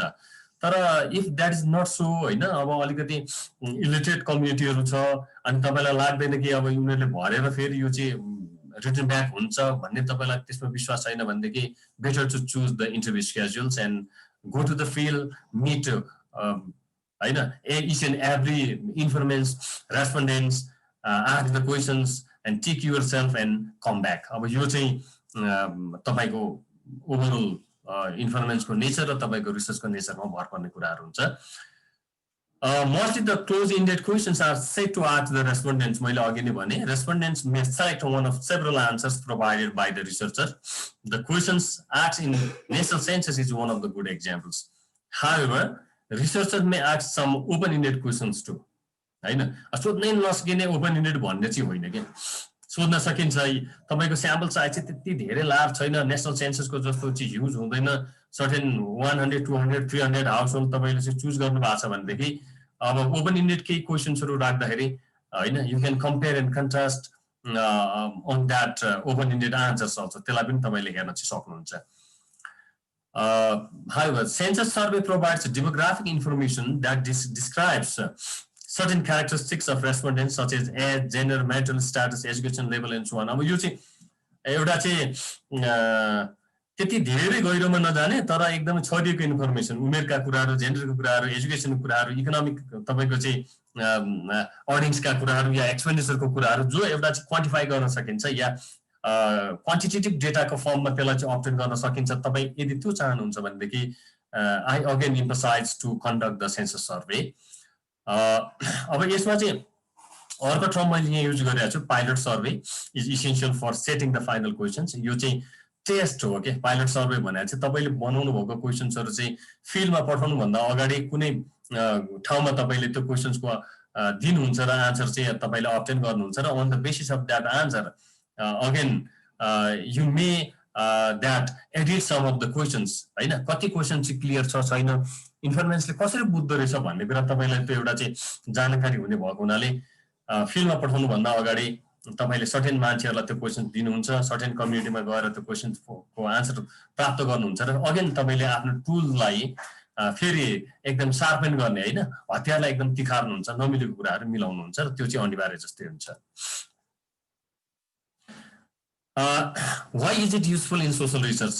यसको एप्लिकेसन चाहिँ के छ भन्दाखेरि a great deal of information can be obtained from a large population हैन, ठुलो पपुलेसनबाट तपाईले चाहिँ यो चाहिँ लार्ज इन्फर्मेसन प्राप्त गर्न सक्नुहुन्छ अनि सर्वे रिसर्चबाट आएको इन्फर्मेसन एक्युरेट हुन्छ भन्ने एउटा विश्वास छ अनि क्वालिटेटिभ र क्वान्टिटेटिभ दुईटै रिसर्चको लागि यो चाहिँ राम्रो छ र खास गरी तपाई पोजिटिभिस्ट एउटा रिसर्च प्याराडाइम चाहिँ फलो गर्नुहुन्छ भनेदेखि सर्वे चाहिँ one of the best tools for the collecting data अनि if appropriately constructed and administered survey can provide valuable insights into behaviour, attitude र बिलिफको कुरामा पनि। यदि तपाई चाहिँ राम्रो क्वेसन्स बनाउनुहुन्छ अनि फिल्डमा राम्रोसँग त्यसलाई एडमिनिस्टर गर्नुहुन्छ हैन, मोनिटर गर्नुहुन्छ भने चाहिँ यसले चाहिँ फाइदाहरु चाहिँ एक्युरेसीको लेभलमा यो बिहेभियरको कुरा, एटिट्युड र बिलिफको कुरामा पनि यसले चाहिँ एक्युरेसी दिन्छ भन्छ र त्यति हुँदा हुँदै पनि अब if surveys are done incorrectly results can be worse and useless, misleading and harmful. अब यो यति भयो भने त रिसर्च नै सक्यो नि त हैन, त्यसैले अब त्यसलाई कसरी तपाईले चाहिँ एप्लाई गर्नुहुन्छ, सर्वे टुल चाहिँ आफैमा नराम्रो त होइन तर त्यसको एप्लिकेसनको चाहिँ अवस्था के रहन्छ त, तपाई करेक्टली त्यसलाई एप्लाई गर्न सक्नुहुन्छ कि सक्नुहुन्न त्यो कुरा हो। अर्को चाहिँ अब सर्फेस स्टडी हो तपाईको चाहिँ यो सर्वे भनेको चाहिँ नट इन डेप्थ, यो चाहिँ क्लिफर्ड गियर्सले भने जस्तो थिक डिस्क्रिप्सन अथवा लेयर्स अफ तपाईको चाहिँ हैन तपाईको चाहिँ कल्चरल लेयर्सलाई चाहिँ तपाईले चाहिँ रिभिल गर्दै त्यो जति भित्र गयो उति तपाईको चाहिँ राम्रो इन्फर्मेसनहरु गहिराईमा पुगेर तपाईको चाहिँ उत्तर ल्याउने भन्ने कुराहरु चाहिँ यो हुँदैन, अलिकति यो चाहिँ सतही नै टाइपको हुन्छ। सँगसँगै यो चाहिँ टाइम, मनी र म्यान पावर पनि एकदमै बढी चाहिने किसिमको हुन्छ, किनभने लार्जर पपुलेसनलाई यसले चाहिँ गोल गर्नुपर्ने भएको हुनाले त्यहाँ जाने, अनि तपाईँको चाहिँ त्यहाँ अब मेलै पठाउनु भयो भने पनि त्यो कहिले फर्केर आउने, अब आफै 1 to 1 जाँदा पनि त टाइम लाग्ने होइन, र मनी र म्यान पावर पनि उत्तिकै कन्ज्युम हुन्छ। अनि स्किल म्यान पावर भएन भने पनि तपाईँको चाहिँ फेरि फल्स डेटा आउने र फल्स इन्टरप्रिटेसन हुने अवस्थाहरू पनि रहन्छ। त्यसैले यो कुराहरूलाई पनि ध्यान दिनु होला। अब मैले टाइमलाई पनि हेर्दै अलिकति छिटो छिटो पनि गरिराखेको छु। त्यसपछि अर्को चाहिँ अब हाम्रो इन्टरभ्यूको कुरा छ। अब तपाईँ हामी सबैले सामान्य रिसर्चरले पनि हामीले चाहिँ अब नन रिसर्चरले पनि हामीले बुझेका छौँ। ट्रेडिसनली अब हामीले भन्यो भने चाहिँ फेस टु फेस कन्भर्सेसन होइन, आम्ने सामने भएर अन्तर्वार्ता लिने र दिने मान्छेको बिचको आम्ने सामने भएर तपाईँको चाहिँ एउटा खास विषयमा गरिने चाहिँ गफ, खास विषयमा गरिने कुराकानीलाई अन्तर्वार्ता हामी भन्छौँ भनेर यहाँनिर चाहिँ अब मैले भने, अरू सबैले पनि लगभग त्यसै भन्छन्। तर त्यो conversation should be on specific subject matter and not to be like a tea talk होइन। चिया खाने ठाउँमा गफ गरे जस्तो, मल्टिपल इस्युजमा हामीले गफ गरे जस्तो अनसिस्टमेटिक वेबाट हामीले कन्भर्सेसन गरेको त्यो चाहिँ होइन, सिस्टमेटिक वेबाट हो। र यसको मेन उद्देश्य भने चाहिँ तपाईँको चाहिँ यो इन्फर्मेसन चाहिँ कलेक्सन नै हो। किनभने इन्टरभ्यूबाट तपाईँले चाहिँ धेरै गहिरोसम्म पुग्न सक्नुहुन्छ र गहिराइमा पुगेर तपाईँको चाहिँ कुराहरू बाहिर ल्याउन सक्नुहुन्छ, तथ्याङ्कहरूलाई बाहिर चाहिँ एक्सप्लोर गर्न सक्नुहुन्छ।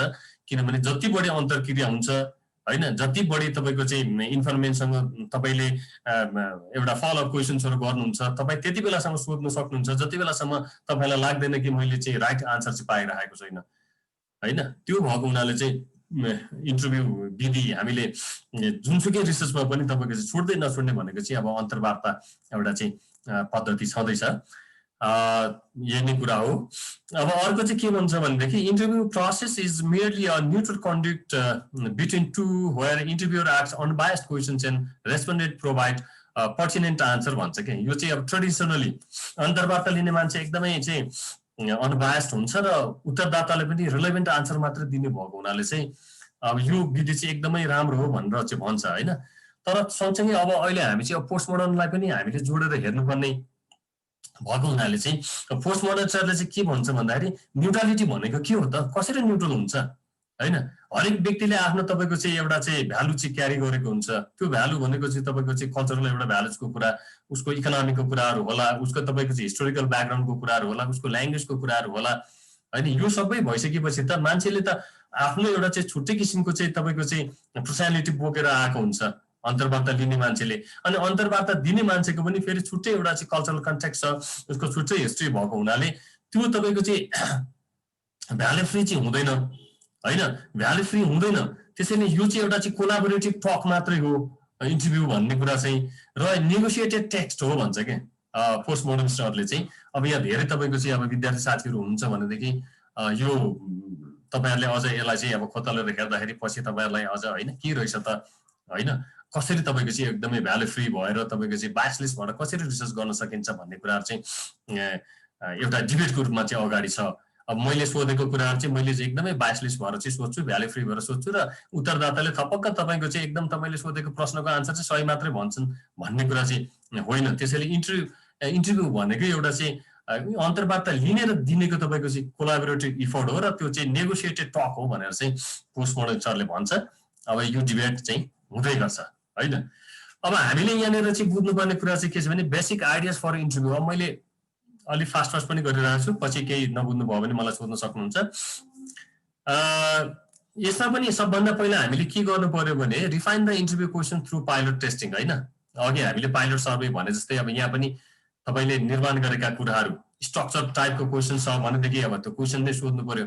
अनस्ट्रक्चर सेमी स्ट्रक्चर टाइपको छ भनेदेखि तपाईँले चाहिँ जुन चेकलिस्टहरू बनाउनु भएको हुन्छ, यो सोध्छु, यो एरियामा जान्छु, यसरी सोध्छु भन्ने कुराहरू त्यसलाई टेस्ट गर्नुहोस्।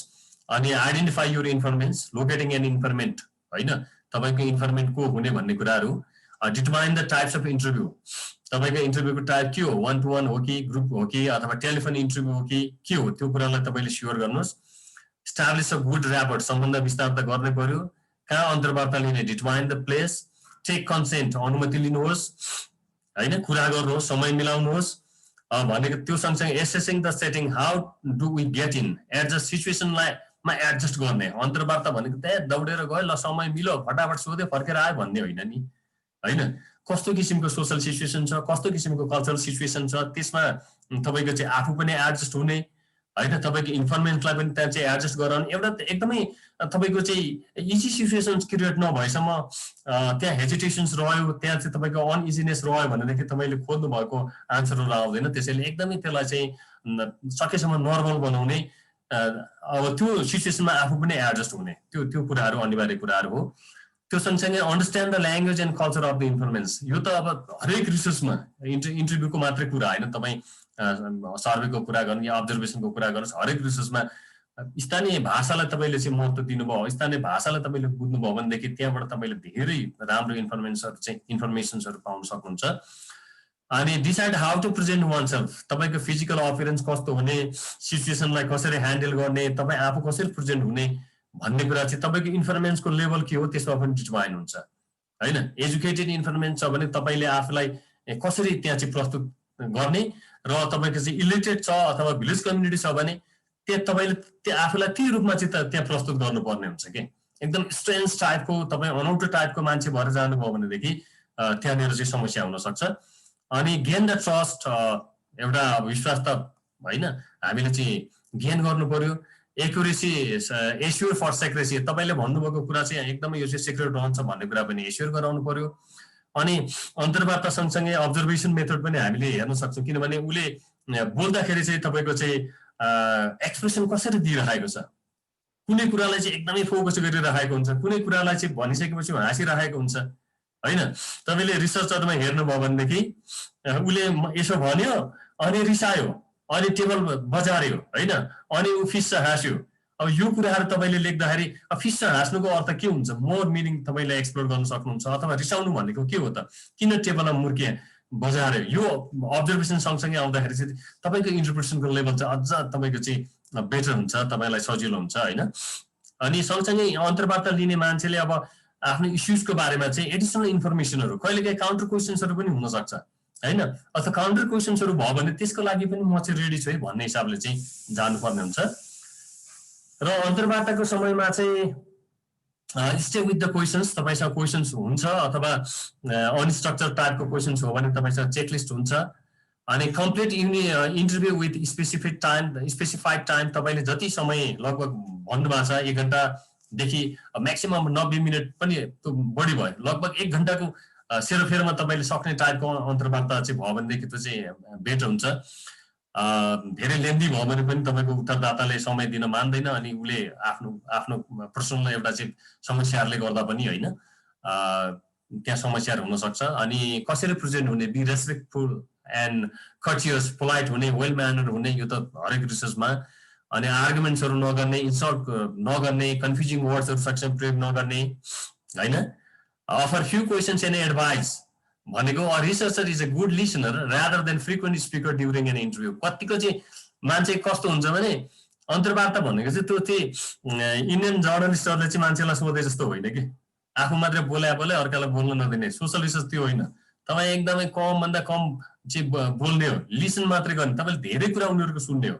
अनि जानेर तपाईँलाई जिज्ञासा छ, जानेर तपाईँले चाहिँ इन्टरप्ट गर्नुपर्ने, इन्टरफेयर गर्नुपर्ने सिचुएसन आयो भने मात्रै त्यो गर्ने हो, होइन भने तपाईँ चाहिँ एकदमै राम्रोसँग चाहिँ सुन्ने हो त्यसलाई। अनि follow up questions are essential if you are not clear or if you think you are not getting right information, होइन। तपाईँलाई के लाग्छ अब यो गलत भयो यहाँनिर चाहिँ, अथवा तपाईँ बुझ्नु भएन उसले भन्ने कुरा भने चाहिँ बिचमा फेरि अरू क्वेसन्सहरू पनि सोध्न सक्नुहुन्छ। र अन्तर्वार्तामा चाहिँ अब yo what, how and why, यो 3टै प्रश्नको आन्सर तपाईँले खोज्नुभयो भने चाहिँ पछि त्यो इन्टरभ्यूलाई, रेकर्डेड इन्टरभ्यूलाई तपाईँले चाहिँ ट्रान्सक्राइब गर्दाखेरि यो यसरी भएको थियो, अनि यो हो, यो यसरी भएको थियो, अनि यो यस कारणले भएको थियो भन्ने आयो भने चाहिँ तपाईँलाई पछि त्यो डेटा इन्टरप्रिटेसन गर्ने बेला चाहिँ एकदमै सजिलो हुन्छ, अनि मजा पनि आउँछ क्या त्यति बेला चाहिँ। त्यसैले अलवेज तपाईँले सोध्नु भएको व्हाट मात्रै होइन कि हाउ एन्ड वाइ पनि सँगसँगै तपाईँले चाहिँ गर्नुभयो, खास गरी अनस्ट्रक्चर क्वेसन्समा भनेदेखि चाहिँ इन्टरभ्यूमा भने पछि तपाईँलाई सजिलो हुन्छ। अनि record interview or take notes in the cases of semi structure and unstructure interviews with open ended क्वेसन्सहरू छ भने रेकर्ड गर्नु पर्यो, होइन। Be thankful to your informants, अब यो त भन्ने कुरै भएन। अब यसको चाहिँ तपाईँको चाहिँ इम्प्लिकेसन्समा हामीले भने चाहिँ अब इनडेप्थ हुन्छ, इन्फर्मेसनहरू एकदमै रिलायबल हुन्छ हैन अनि यो चाहिँ adaptable and capable of being used with all kinds of information जस्तो किसिमको उत्तरदातासँग पनि यो इन्टरभ्यू चाहिँ एडप्टेबल हुन्छ हैन यो विधि चाहिँ क्यापेबल हुन्छ र किनभने इन्टरेक्सन हुन्छ पिपल टु पिपल इन्टरेक्सन भएपछि you have ample time to talk with the people जस्तै र्युड मान्छे छ भने पनि तपाईँ कन्भिन्स गराउन सक्नुहुन्छ क्या जति नै बिजी मान्छे छ भने पनि उसको टाइम तपाईँले लिन सक्नुहुन्छ हैन त्यो भनेको अनि interview is a neutral tool value free of both interviewer and interviewee अब यसलाई मान्नुपर्छ यद्यपि अघि पोस्ट मोनिस्टको अब मैले कुरा त्यहाँनिर गरेँ त्यो आफ्नै ठाउँमा छ the interview is the self administered instrument can handle the situation by the interviewer जहिले पनि अन्तर्वार्ता लिने मान्छेको हातमा तपाईँको चाहिँ त्यो एउटा प्रशासन रहन्छ क्या त्यहाँनिर जस्तो क्वेसनर तपाईँले गर्नुभयो भने त्यो क्वेसनर अर्कोले कसरी बुझ्छ र कसरी भर्छ भन्ने कुराहरू हो नि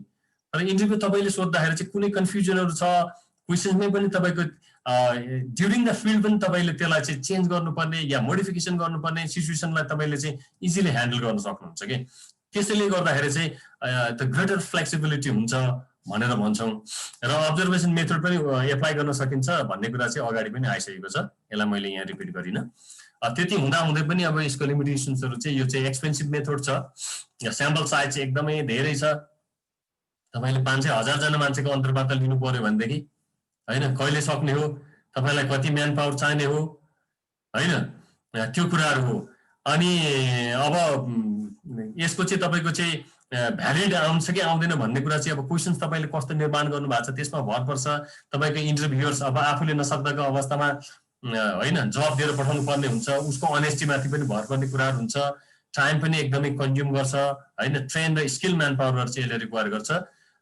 तर हाम्रो तपाईँको एकाडेमिक रिसर्चमा या तपाईँको चाहिँ स्याम्पल साइज एकदमै कम छ हैन भने त्यो खालको रिसर्चहरूमा चाहिँ यो इन्टरभ्यू चाहिँ एकदमै यो मेथड चाहिँ बढी भन्दा बढी चाहिँ एप्लिकेबल छ अब म सिधै तपाईँको चाहिँ अब्जर्भेसनको कुरा गरेँ यहाँ घडी पनि हेर्दैछु अब 8 बज्नलाई तपाईँको चाहिँ 20 मिनट लगभग बाँकी छ पार्टिसिपेन्ट पनि अब घटेर 28 तिर आउनु भएको छ हैन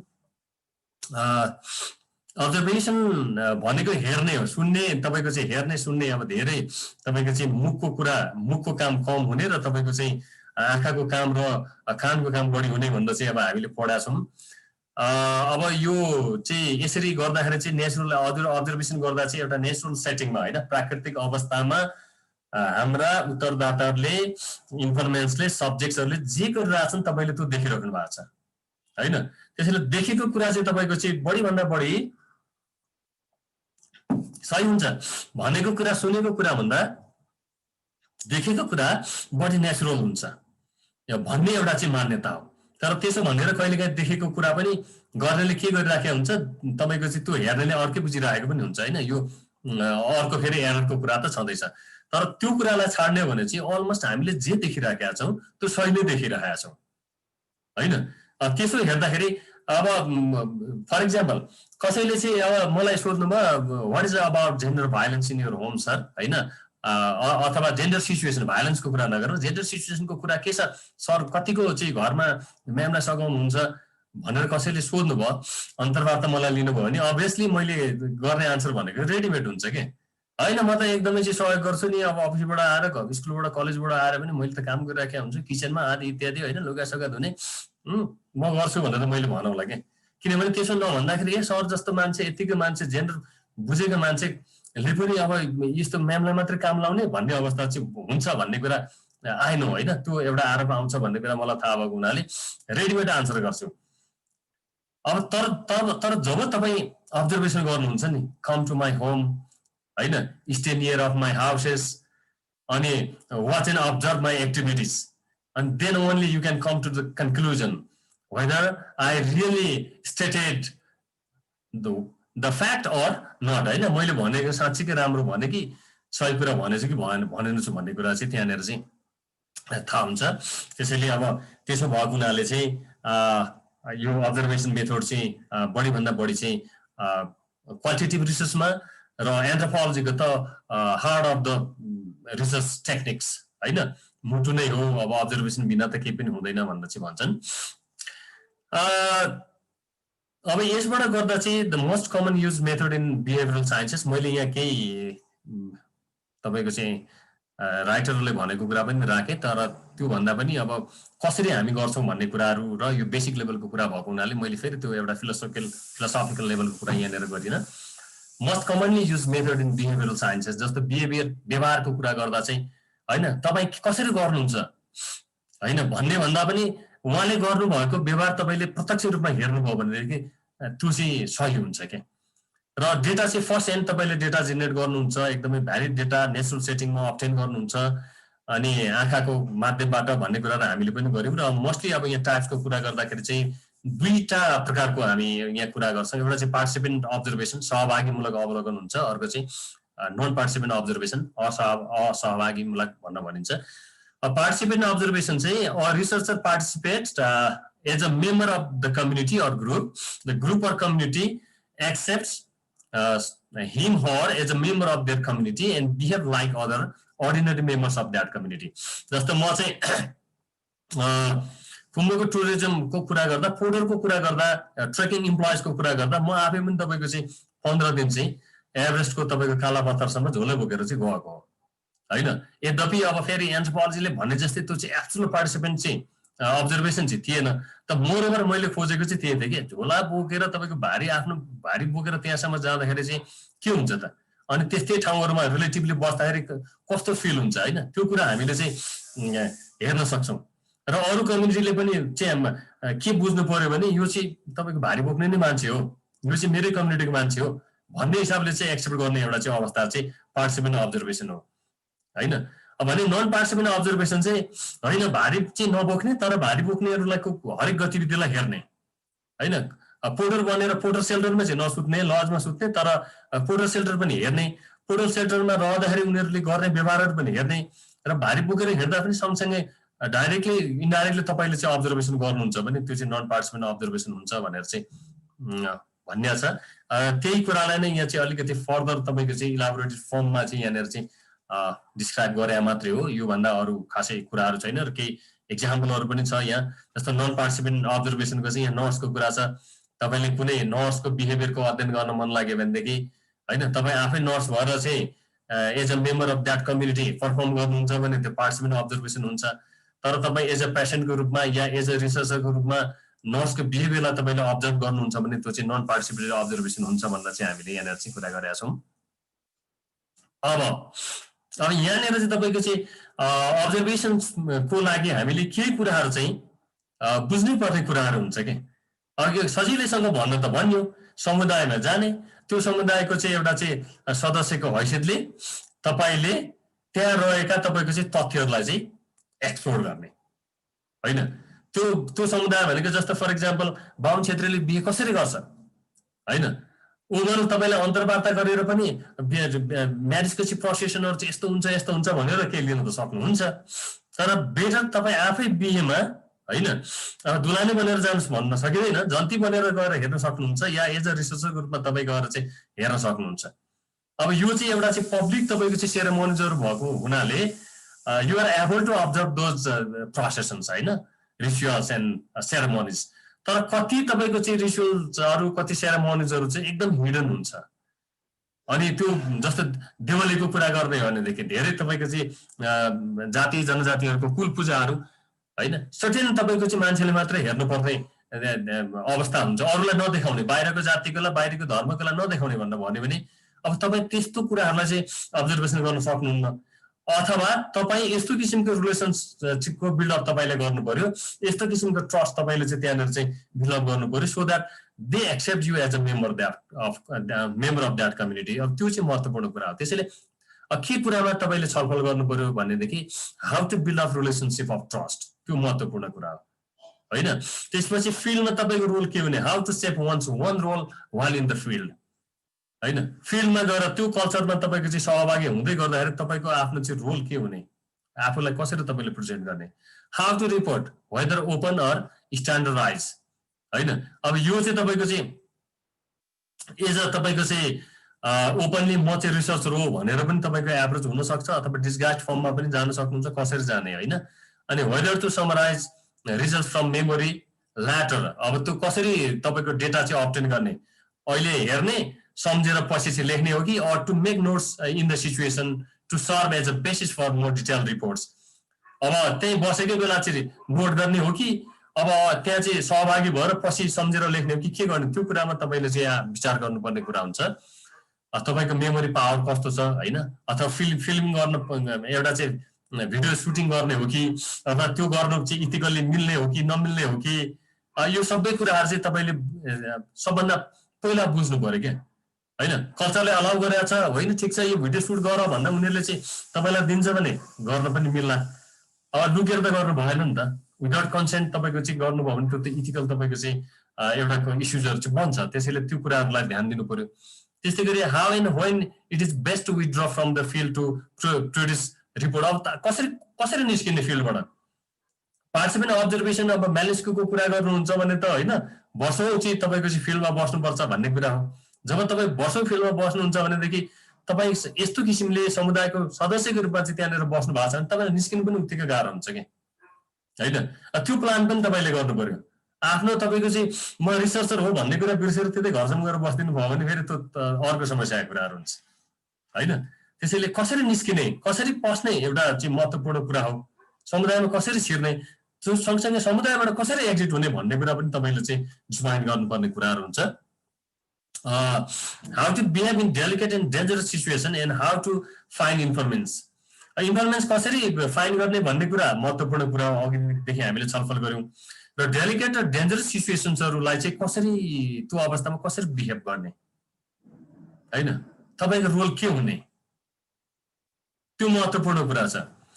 त्यसै how to use technical equipment and available documents.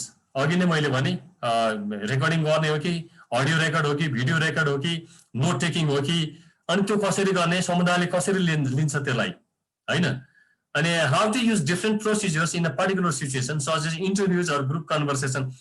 सहभागीमूलक या असहभागीमूलक अवलोकन भनेको फेरि हेर्ने बोल्दै नबोल्ने भनेको चाहिँ होइन। आवश्यकता अनुसार तपाईँको चाहिँ क्वारिजहरूलाई फेरि तपाईँले त्यहाँनिर चाहिँ राख्न सक्नुहुन्छ। नबुझेको कुराहरू चाहिँ प्रस्ट्याइएन भनेदेखि फेरि तपाईँको मिसइन्टरप्रिटेसन हुन्छ होइन। अब्जर्भेसनको सबसे बढी चाहिँ खतरा भनेको चाहिँ सब्जेक्टिभ इन्टरप्रिटेसन। रिसर्चरको सब्जेक्टिभ इन्टरप्रिटेसन चाहिँ ज्यादा हुने चान्सेस हुन्छ क्या। उसले के देख्छ, के बुझ्छ र कसरी त्यसलाई इन्टरप्रिट गर्छ। त्यसो नगराउनको लागि चाहिँ तपाईँ आफू क्लियर हुनको लागि चाहिँ बेला बेलामा चाहिँ यो किसिमको एउटा कन्भर्सेसन पनि सँगसँगै लानुपर्ने हुन्छ। यो कुराहरू हो। र स्टेप्सको कुरा अब कसरी गर्ने भन्ने कुराहरू छ। साइट सेलेक्सन्स गर्नु पर्यो होइन, साइटमा पुग्नु पर्यो, अनि इन्फर्मेन्सहरू चाहिँ आइडेन्टिफाई गर्नु पर्यो होइन। अनि तपाईँको अब्जर्भेसन प्रोटोकल चाहिँ आफ्नो लागि बनाउनु पर्यो। म यति मात्रै गर्ने, यति नगर्ने होइन। कतिपय ठाउँमा तपाईँको चाहिँ कल्चरल्ली एप्रुभ बिहेभियरहरू गर्नुपर्ने हुन्छ। जस्तो खुम्बुमै गएर तपाईँले चाहिँ अब्जर्भेसनमा गरेर बस्नु भएको छ, अब त्यहाँ खुम्बुमा गइसकेपछि होइन तपाईँ अल्कोहलिक मान्छे हो, कुनै न कुनै रूपमा अलि एक दुई प्याक लिनुहुन्छ भनेदेखि नेचुरली तपाईँले लिनुपर्छ त्यहाँ होइन। त्यहाँ गफ गर्नकै लागि, उनीहरूको समुदायमा मिसिनकै लागि, शेर्पा कम्युनिटीमा घुलमिल हुनकै लागि केही लिने पनि लिए जस्तो गर्ने पनि कुरा छ। तर त्यसको अर्थ यो होइन कि तपाईँ एभ्री इभिनिङ चाहिँ अब एकदमै चाहिँ भट्टीमै छिरेर उनीहरूभन्दा बढी चाहिँ अब होइन अल्कोहलिक हुनुभयो भनेदेखि त्यो चाहिँ रिसर्चको त्यो इथिकको अगेन्स्टमा हुन्छ र तपाईँले अब्टेन गरेको इन्फर्मेसनको भ्यालिडिटी पनि तपाईँको चाहिँ जिरो अवस्थामा हुन्छ। त्यसैले त्यो एउटा प्रोटोकल चाहिँ बनाउनु पर्यो कि म यतिसम्म चाहिँ गर्न मिल्छ, त्यो कम्युनिटीले यतिसम्म एक्सेप्ट गर्छ, नट मोर देन द्याट होइन। त्यो कुराहरू छ। अनि त्यही नै हो। अनि रेकर्ड कसरी गर्ने भन्ने कुराहरू र तपाईँको चाहिँ फाइनली त्यसलाई कसरी सम अप गर्ने होइन। तपाईँले यो अब्जर्भेसन गरेर डेटाहरू कलेक्ट गर्दा गर्दै या इन्टरभ्यूबाट डेटा कलेक्ट गर्दा गर्दै या सर्वेबाट डेटा कलेक्ट गर्दा गर्दै अब एउटा माइन्ड मेकअप के गर्नुपर्छ भने अबको मेरो एनालिसिस चाहिँ यसरी हुन्छ होइन, मेरो इन्टरप्रिटेसन चाहिँ यसरी हुन्छ, यो इस्युजहरूलाई चाहिँ यसरी मैले चाहिँ क्याटेगोराइज गर्छु होइन। यो इस्युजहरू चाहिँ कन्ट्रास्टिभ छ, यो चाहिँ कन्ट्रास्टमा राख्छु, यो चाहिँ तपाईँको चाहिँ एउटा कमन इस्युजभित्र राख्छु भन्ने कुरा पनि सँगसँगै जाने। र त्यो सोचले अगाडि बढेर फेरि तपाईँको चाहिँ प्रोबिङहरू पनि, फलोअप क्वेसन्सहरू पनि गर्ने, नबुझेको कुराहरू पनि क्लारिफाई गर्दै जाने अवस्थामा चाहिँ होइन यो मेथड्सहरू चाहिँ बढीभन्दा बढी चाहिँ अब एप्लिकेबल हुन्छ प्र्याक्टिकल्ली जस्तो लाग्छ मलाई।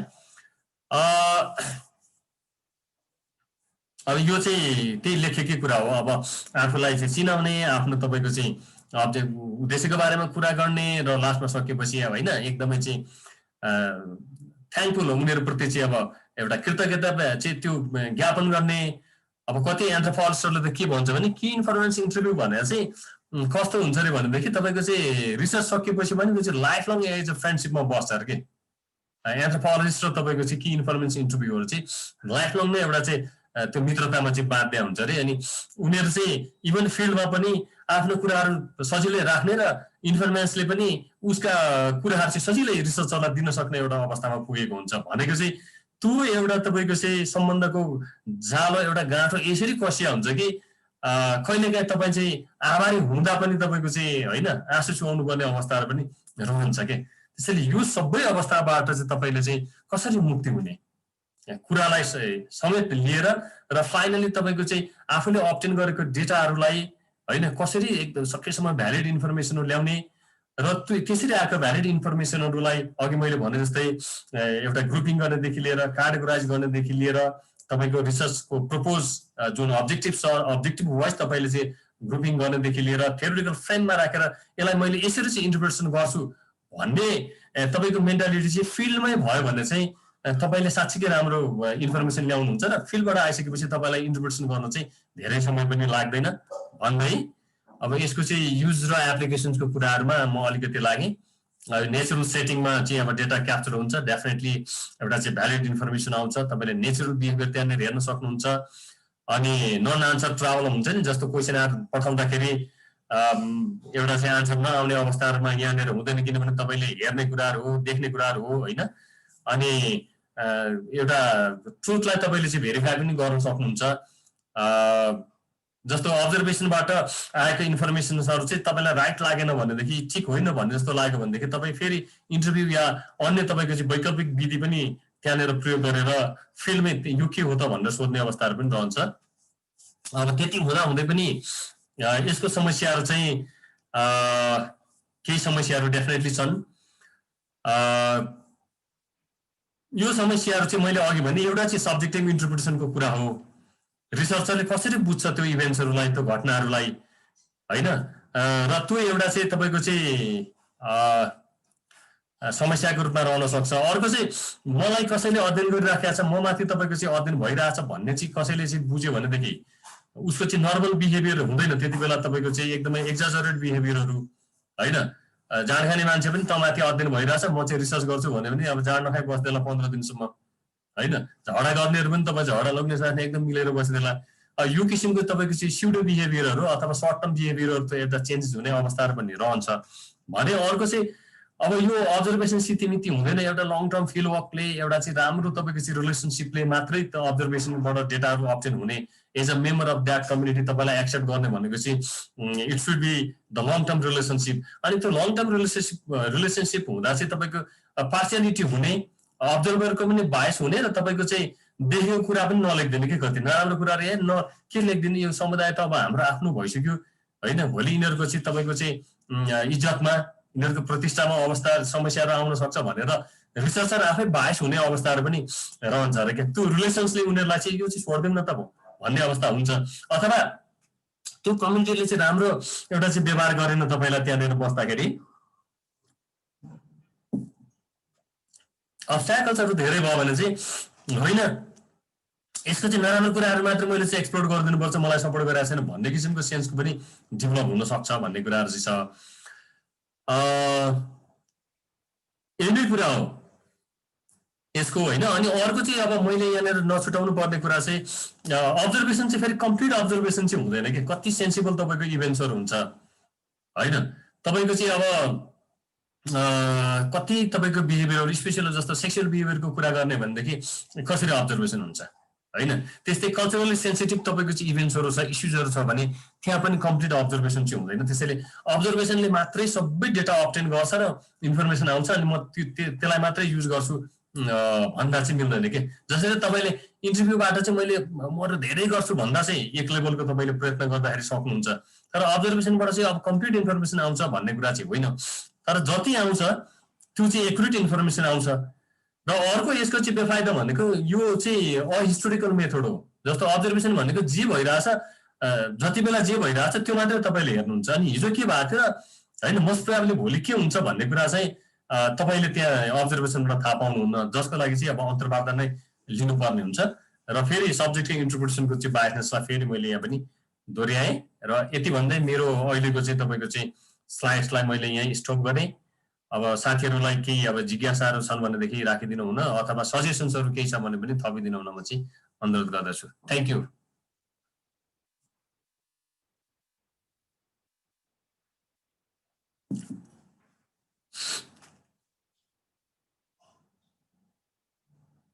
तपाईहरुको सुझाव सल्लाह अथवा कुनै पनि कमेन्ट्सहरू छ भने छोटो मिठो रूपमा हामी चाहिँ छलफल गर्न सक्छौं।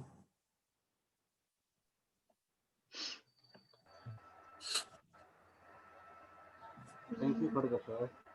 Thank you so much for wonderful presentation. यहाँहरुसँग केही छ भने हामी समयको हिसाबले उत्तरार्धमा पुगेका छौं। छोटो खालका केही प्रश्न उत्तर के छन् भनेदेखि फ्लोर ओपन गरौँ। रामहरि सर, हजुरको अलिकति साउन्ड चाहिँ सानो आयो। मैले केही भनिन, उहाँलाई विशेष धन्यवाद दिएँ। यसपछि केही क्वेशन्सहरु छन् भनेदेखि चाहिँ हामी छोटो मिठो रूपमा छलफल गरौँ र क्लास सकौँ भनेर भने।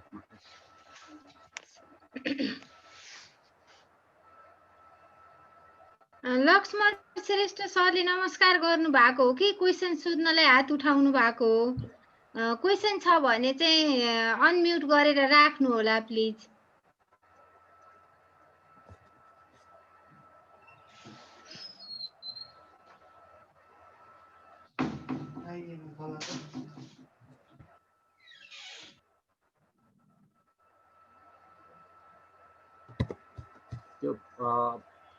म्युट छ भन्दै हुनुहुन्छ, अनम्युट गरिदिन अनुरोध गरेँ मैले। कसको सर? सुदर्शनजीले पनि अनम्युट गर्ने स्थिति सृजना गरौँ न। हस् सुदर्शन सर, हजुरले अनम्युट भयो।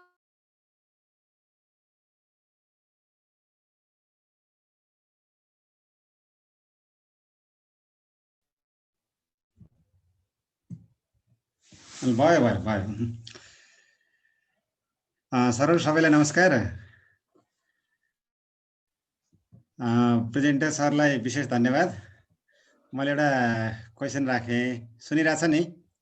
सुनिरहेछ सर। मैले एउटा एक्जाम्पलबाट एउटा क्वेशन के राख्न खोजेँ भने जस्तो दाङ जिल्लाको सामुदायिक विद्यालयहरूमा विज्ञान र गणित विषयको सुधारको अवस्था भनेर अध्ययन गर्नु पर्यो फर एक्जाम्पल। त्यसको लागि मैले कुनै एउटा जियोग्राफिकल रिजन लिएर एउटा गाउँपालिका अथवा एउटा नगरपालिकालाई लिएर लास्ट 2 इयर्स अथवा 3 इयर्सको डेटा रिजल्ट एनालाइसिस गरेर सुधार भइरहेको छ कि छैन भनेर एउटा रिजल्ट एनालाइसिस त गर्न सकिएला। त्योभन्दा बाहेक मैले त्यसमा क्वालिटेटिभ हिसाबले focus group discussion case study लिएर अध्ययन गर्नका लागि कुन तरिकाले डाटा कलेक्सन गर्दा बेटर होला भनेर मैले क्वेशन राखेँ। धन्यवाद सुदर्शन सर। अब राम्रो गर्नु भएको छ। अब तपाईले भने जस्तै तपाईको क्वान्टिटेटिभ एनालिसिस चाहिँ रिजल्टलाई हेरेर चाहिँ गर्न सकियो, तर एजुकेसनको तपाईको चाहिँ बेटरमेन्ट चाहिँ एउटा मेजर गर्ने इन्स्ट्रुमेन्ट चाहिँ रिजल्ट मात्रै हो कि होइन त, हैन? 3 घण्टाको एक्जाममा चाहिँ उसले लेखेको मात्रै हो कि होइन भन्ने कुरा चाहिँ त्यसलाई कति महत्त्व दिने भन्ने कुरा आफ्नै ठाउँमा छ। त्यसैले अब क्वालिटेटिभ तपाईले चाहिँ रिसर्चमा जाँदाखेरि अब क्वालिटेटिभ रिसर्चले एप्लाई गर्ने चाहिँ टुल्सहरू के हुन् त, हैन? त्यो कुरा चाहिँ महत्त्वपूर्ण कुरा हो। क्वालिटेटिभ रिसर्चले तपाईँ चाहिँ एप्लाई गर्ने टुल्सहरू भनेको अहिले हामीले भने जस्तै तपाईँको चाहिँ हामी इन्टरभ्यू गर्न सक्छौँ। इन्टरभ्यूमा पनि अब सेमी स्ट्रक्चर र इनडेप्थ टाइपको तपाईँले चाहिँ अन्तर्वार्ताहरू गर्न सक्नुहुन्छ, हैन?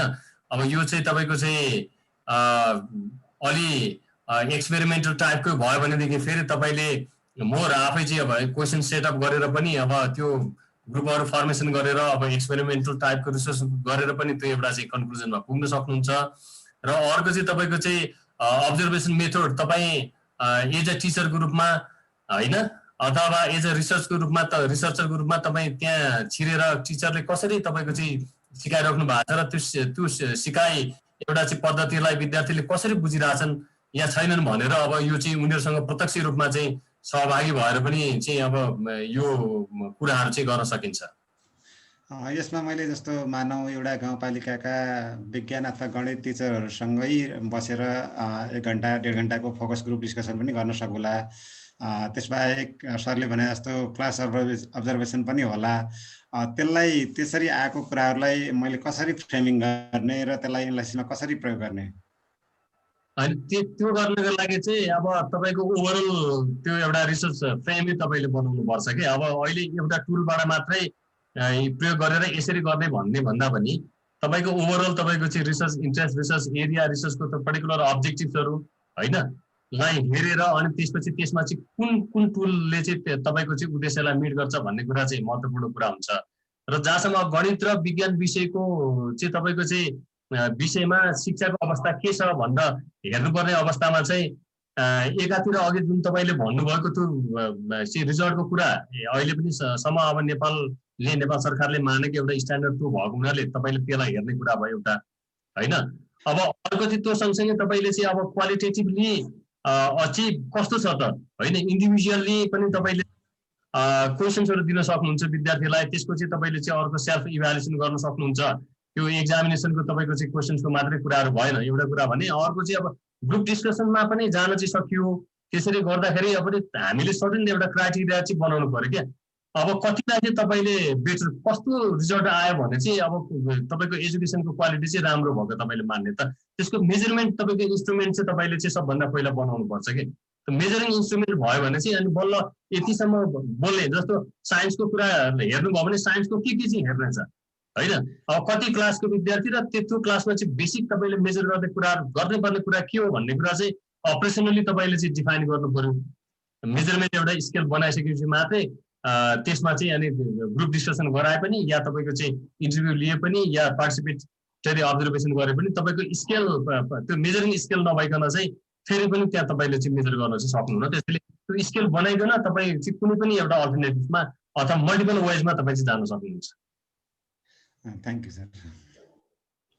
सर एउटा क्वेसन छ यहाँ अमृता शर्मा हाम्रो पार्टिसिपेन्टले सोध्नु भएको, can we use interview and observation method in the same time? As well be applied होइन। अब यो चाहिँ कस्तो भने तपाईँले एउटा मेथडलाई चाहिँ फोकसमा राख्नु पर्यो। जस्तो तपाईँले इन्टरभ्यू चाहिँ लिँदै हुनुहुन्छ भनेदेखि अब इन्टरभ्यूको बेला एप्लाई गरिने अब्जर्भेसन भनेको तपाईँको इन्टरभ्युअरको अन्तर्वार्ता दिने मान्छेको तपाईँको चाहिँ अपियरेन्सलाई उसको चाहिँ जेस्चर्सलाई होइन भने नि उहाँ हाँसेर बोल्नुभयो अथवा त्यो कुरा भनिसकेपछि रिसाउनु भयो या मुर्की बजार्नु भयो अनि त्यसको के मिनिङ हुन्छ भनेर खोतल्ने कुरा एउटा कुरा भयो। त्यति बेला तपाईँले अब्जर्भेसन गर्ने कुराहरू अथवा तपाईँ दुइटै कुरालाई चाहिँ अब एउटा लङ टर्म फिल्डमा चाहिँ जाँदै हुनुहुन्छ भनेदेखि अन्तर्वार्ता पनि म लिन्छु, सँगसँगै मैले चाहिँ कल्चर तपाईँको चाहिँ प्र्याक्टिसेसहरूमा मेरो चाहिँ अब्जर्भेसन पनि रहन्छ भन्ने हो भने त्यो दुइटै पनि तपाईँको चाहिँ सम्भावना चाहिँ हुन्छ। त्यो दुइटै तर अब्जर्भेसन गरेको बेला अब्जर्भेसन मात्रै गर्नु पर्यो होइन, किनभने तपाईँले त्यहाँ फिल्ड नोट टिप्नु पर्ने हुन्छ अथवा त्यसलाई रेकर्ड गर्नुपर्ने तपाईँको फोकस त्यहीँनिर हुनु पर्यो। अब अन्तर्वार्ता लिने फेरि अर्को समय मिलाएर जस्तो 1 महिनाको अवधिमा म यति कुरा चाहिँ हेर्छु र बाँकी यति दिन चाहिँ मैले सोध्छु भन्न चाहिँ पाउनुहुन्छ। तर अन्तर्वार्ता पनि यता लिँदै हुनुहुन्छ फेरि कम्युनिटीको अब्जर्भेसन हुने अथवा अब्जर्भेसन गर्दै हुनुहुन्छ फेरि अन्तर्वार्ता पनि सँगसँगै भन्ने कुरा चाहिँ त्यो अलिकति सम्भव हुँदैन। एउटै रिसर्चमा दुईटै टुल्स प्रयोग गर्न सकिन्छ नि? त्यो सकिन्छ, त्यो चाहिँ it depends upon your nature of study होइन। तपाईँको स्टडीले चाहिँ के माग्छ त्यो डिमान्ड अनुसार तपाईँले त्यो दुईटा मात्रै होइन 3टा पनि तपाईँले चाहिँ प्रयोग गर्न सक्नुहुन्छ। त्यसमा चाहिँ अब ट्राइङ्गुलेसनको कुराहरू छ, क्रस भेरिफिकेसनको कुराहरू आउँछ भोलि होइन। त्यसो भएको हुनाले अब एउटा विधि प्रयोग गरेपछि अरू प्रयोग गर्नु हुँदैन भन्ने होइन, 2-3टा आवश्यकता अनुसार चाहिँ अब टुल्सहरू चाहिँ प्रयोग गर्न पाइयो। Thank you sir. अरू कसैको क्वेसन? केही एकजना मित्रले हात उठाउनु भएको थियो अघि, को मित्र हुनुहुन्छ? केही छ भने प्लिज। सर नमस्कार। ए हजुर हजुर नमस्कार भन्नुहोस् न। सर म गिरधारी सुवेदी पृथ्वी क्याम्पस पोखराबाट। म चाहिँ यो इन्टर प्रोभिन्सियल रिलेसनमा चाहिँ यो कम्पेरिटिभ स्टडी गर्दैछु प्रदेश नम्बर 2, 3, 4 को। म चाहिँ अलिकति कहाँनिर सरसँग म यो जुन presentation data collection tools and टेक्निक्सको बारेमा सरले आज प्रेजेन्टेसन राम्रो गर्नुभएको छ।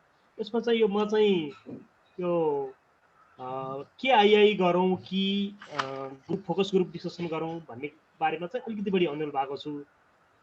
सरले मलाई के सजेस्ट गर्नुहुन्छ? मैले चाहिँ यो मेरो नितान्त व्यक्तिगत जिज्ञासा सरसँग केमा भन्नुभयो तपाईँले? Inter provincial relation in formative phase of federalism in Nepal भन्ने टपिकमा छ। Inter provincial relationship in farming formative phase of federal Nepal. ए भनेको तपाईको चाहिँ पोलिटिकल इश्युजलाई तपाईले चाहिँ रेज गर्नुभयो? हजुर सर। ए अब हजुर सर। यो पोलिटिकल इश्युजहरुमा तपाईको एउटा पब्लिक इश्युजहरुमा चाहिँ मेरो विचारमा कि इन्फर्मेसन भन्दाखेरि फोकस ग्रुप डिस्कसनले चाहिँ बढी कुराहरु ल्याउँछ होला हैन? अब यही नै अन्तिम सत्य हो कि इन्फर्मेसन मात्रै गर्नुस् या फोकस ग्रुप मात्रै गर्नुस् भनेर भन्न चाहिँ अब गाह्रो छ, किनभने तपाईको इन्फर्मेसनको नेचर कस्तो छ, अब तपाईले कुन एरियालाई छान्नु भएको छ, अनि उनीहरु तपाईको चाहिँ कुन एजुकेसनको लेभल के छ, इकोनोमिकको लेभल के छ, यो अन्य फ्याक्टरले पनि तपाईको चाहिँ निर्धारण गर्ने कुरा हुन्छ। तर अब मैले अहिले चाहिँ कति मात्रै चाहिँ बुझ्न सके भने यदि तपाईको पोलिटिकल इश्युज हो भनेदेखि चाहिँ पोलिटिकल इश्युजहरुमा चाहिँ इन्डिभिजुअल तपाईको चाहिँ भन्दा पनि पब्लिक तपाईको चाहिँ डिस्कोर्सेसहरुले चाहिँ एउटा लेभलको तपाईको निष्कर्ष चाहिँ निकाल्छ। त्यही नै अब हैन, कोही पक्षमा पनि बोल्छन्, कोही विपक्षमा पनि बोल्छन्, त्यसले एउटा चाहिँ नयाँ डिस्कोर्स चाहिँ तपाईको नयाँ आइडियाजहरु चाहिँ ल्याउन सक्छ भन्ने कुराहरु हो। तर समग्र कुरा नहेरिकन चाहिँ फेरि तपाईको अहिले फेरि पनि मैले भने इन्फर्मेसनहरुको चाहिँ ओभरअल ब्याकग्राउन्ड नहेरिकन यही नै ठिक हुन्छ भनेर अहिले मैले यहाँबाट भन्दा चाहिँ त्यो अलिकति गलत हुन्छ कि जस्तो लाग्छ मलाई। अनि फेरि यो कलेक्टिभ चाहिँ हामी पब्लिक डिस्कोर्स गर्यौं भने त्यसको चाहिँ एक्युरेसीको सम्बन्धमा कसरी हेर्ने, मलाई त्यो कन्फ्युज भएको छ सर। हैन, त्यो त अब अघि नै भने ट्रायङ्गुलेसन, अब क्रस भेरिफिकेसन चाहिँ हुनुपर्छ। एउटा मात्रै टुल तपाईले प्रयोग गर्नुमा दुईटा मात्रै टुल्सले अब्टेन गरेको डेटाहरु चाहिँ एकदमै भ्यालिड हुन्छ भन्ने कुरा होइन हैन। क्रस भेरिफिकेसन पनि गर्नु पर्यो प्राइमरी डेटाको लागि, सँगसँगै तपाईको चाहिँ सेकेन्डरी डेटाहरुसँग पनि तपाईले चाहिँ ट्रायङ्गुलेट गरेर हैन, कम्पेयर एन्ड कन्ट्रास्ट गरेर अब चाहिँ हेर्दाखेरि चाहिँ अब कतिको भ्यालिड आएको छ भन्ने कुराहरु चाहिँ एक लेभलको तपाईको चाहिँ अब नलेज चाहिँ तपाईलाई प्राप्त हुन्छ त्यहाँबाट।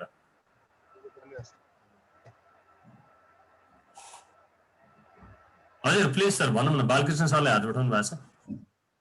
मैले यो सरले अहिले त्यहाँ क्वेसन गरिरहँदाखेरि चाहिँ मलाई लागेको चाहिँ जस्तो रिसर्चको चाहिँ स्कोप के छ, हाम्रो चाहिँ अब्जेक्टिभ्सहरू के छ, अनि त्यो स्कोपहरू त्यसको अब्जेक्टिभ्सहरू चाहिँ क्वेसन गर्दै जाँदा कुनै एउटा टुल्सको युज गर्दै जाँदा त्यो टुल्सको युजबाट मात्रै पर्याप्त भएन, त्यसको सफिसियन्ट भएन भने त्यसको अल्टरनेटिभमा के टुल्स युज गर्नुपर्छ भन्ने कुरा चाहिँ स्वयं विवेकमा भर गर्ने कुरा हो। त्यो चाहिँ क्वेसनको एन्सर दिइरहँदाखेरि नि त्यतिखेर नै चुज गर्ने कुरा हो जस्तो लाग्छ मलाई। के हो सर? अब फिल्डमा गइसकेपछि हजुर यस्तो होला सर। अब मलाई चाहिँ के लाग्छ भने अब पहिलो कुरा चाहिँ कुन कुन तपाईको टुल्सले मैले खोजेको आन्सर आउँछ भन्ने कुरा चाहिँ रिसर्च डिजाइनको बेला नै हामीले डिटरमाइन गर्ने कुरा हो। तर प्र्याक्टिकल फिल्डमै जाँदाखेरि चाहिँ हजुरले भने जस्तै त्यो टुल्सले कहिलेकाहीँ तपाईको काम लाग्दैन, त्यो क्वेसनले काम नलाग्दाखेरि चाहिँ तपाईको चाहिँ इमिडिएटली एउटा प्रोबिङ, अघि मैले चाहिँ फलोअप भनेर भनेको थिएँ, त्यो फलोअप चाहिँ हामी जानु पर्यो। अनि तपाईको चाहिँ त्यो जिज्ञासाहरू कसरी फर्दर तपाईको चाहिँ अब एउटा भेरिफाइड डेटा अब्टेन गर्ने भन्ने कुरा चाहिँ फिल्डको सिचुएसनले पनि धेरै चाहिँ डिटरमाइन गर्छ। र यो अहिले चाहिँ तपाईको चाहिँ पोस्ट मोडर्न स्टडीले चाहिँ बढी इम्फसाइज गर्ने कुरा पनि यही कुराहरू के, किनभने हामीले सिचुएसन र कन्टेक्स्टलाई नहेरिकन अब यही नै हुन्छ र यसै हुन्छ भनेर तपाईको जेनरलाइज मात्रै गर्दाखेरि चाहिँ त्यसो चाहिँ हुँदैन पनि। र बालकृष्ण सर सुझावको लागि धन्यवाद। इन्दिराजीको हात उठिराखेको छ यहाँ। इन्दिराजी तपाईले अनम्युट गरेर आफ्नो जिज्ञासा राख्नु होला। आचार्य बुटोलबाट हो। म खास गरेर रिसर्च गरिरहेको मान्छे चाहिँ होइन, तर स्टुडेन्ट चाहिँ हो। मलाई चाहिँ लागेको रिसर्च डिजाइन गर्ने बेला जस्तो अब हामीले प्रश्नावलीहरू चाहिँ बनाएर कुनै रिसर्चको लागि अगाडि गयौँ, तर प्रश्नावली बनाइसके पश्चात चाहिँ जुन रिसर्चबाट चाहिँ जे चिज प्रश्नावलीबाट चाहिँ जे चिज आउला भनेर एक्सपेक्टेसन गरिरहेको हुन्छौँ तर त्यो चिज चाहिँ आएन भने अब त्यसमा चाहिँ हामीले त्यो अब्जर्भेसन टुल्सलाई युज गर्न सक्छौँ कि सक्दैनौँ एउटा। र अर्को कुरा चाहिँ अब्जर्भेसन टुल्सलाई चाहिँ हामीले चाहिँ कसरी डकुमेन्टेसन गर्ने, जस्तै अब प्रश्नावली त हामीले प्रश्न तयार गर्ने भयौँ, तयार गरिसकेपछि फिल्डमा जाने भयो र सम्बन्धित व्यक्तिसँगबाट चाहिँ लिन सक्ने भयौँ। तर अब अब्जर्भेसन टुल्समा त अब हामीले त्यसलाई चाहिँ कसरी डकुमेन्टेसन गर्ने, कुन तरिकाबाट चाहिँ हामी त्यहाँसम्म पुग्ने। जस्तो अब सेक्सुअल भाइलेन्सको केसमा चाहिँ अब प्रश्नावलीमा ट्याक्कै त्यस्तो उत्तर चाहिँ नआउन सक्छ। अनि मेन्टली भाइलेन्सका इस्युहरूमा पनि त्यस्तो खालको उत्तर चाहिँ नआउन सक्छ भने अब त्यसलाई चाहिँ हामीले ठ्याक्कै कुन खालको डकुमेन्टेसन गरेर चाहिँ कुन खालको तयारी गरेर चाहिँ हामी त्यहाँ जान सकिन्छ भन्ने चाहिँ मेरो जिज्ञासा हो। इन्दिराजी धन्यवाद। अब एउटा रिसर्चरले के कुरा बुझ्नु पर्यो भनेदेखि मैले क्वेसनर गरिसकेपछि भ्यालिड डेटा आएन भने भन्नेमै पुग्नु भएन क्या पहिलो कुरो चाहिँ। त्यसैले तपाईँले यस्तो किसिमको क्वेसन्सहरू सेट गर्नु पर्यो कि तपाईँको रिसर्चबाट त्यो क्वेसनरले पनि भ्यालिड डेटा अब्टेन गरोस्।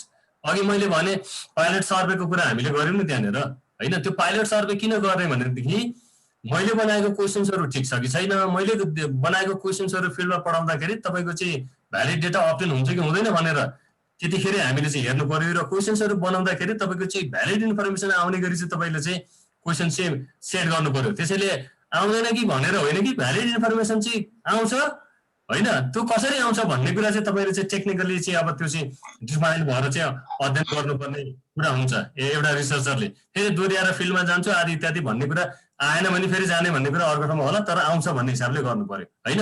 तर बाइ द वे अब आएन र तपाईँले उठाउनु भयो कतिपय अब चाहिँ सेन्सिटिभ इस्युजहरू अथवा सेक्सुअल भाइलेन्सको कुरा या मेन्टलको टेन्सन्सका कुराहरू होइन, मेन्टल भाइलेन्सको कुराहरू चाहिँ त्यो चाहिँ अब्जर्भेसनबाट ल्याउन झन् गाह्रो छ कि होइन।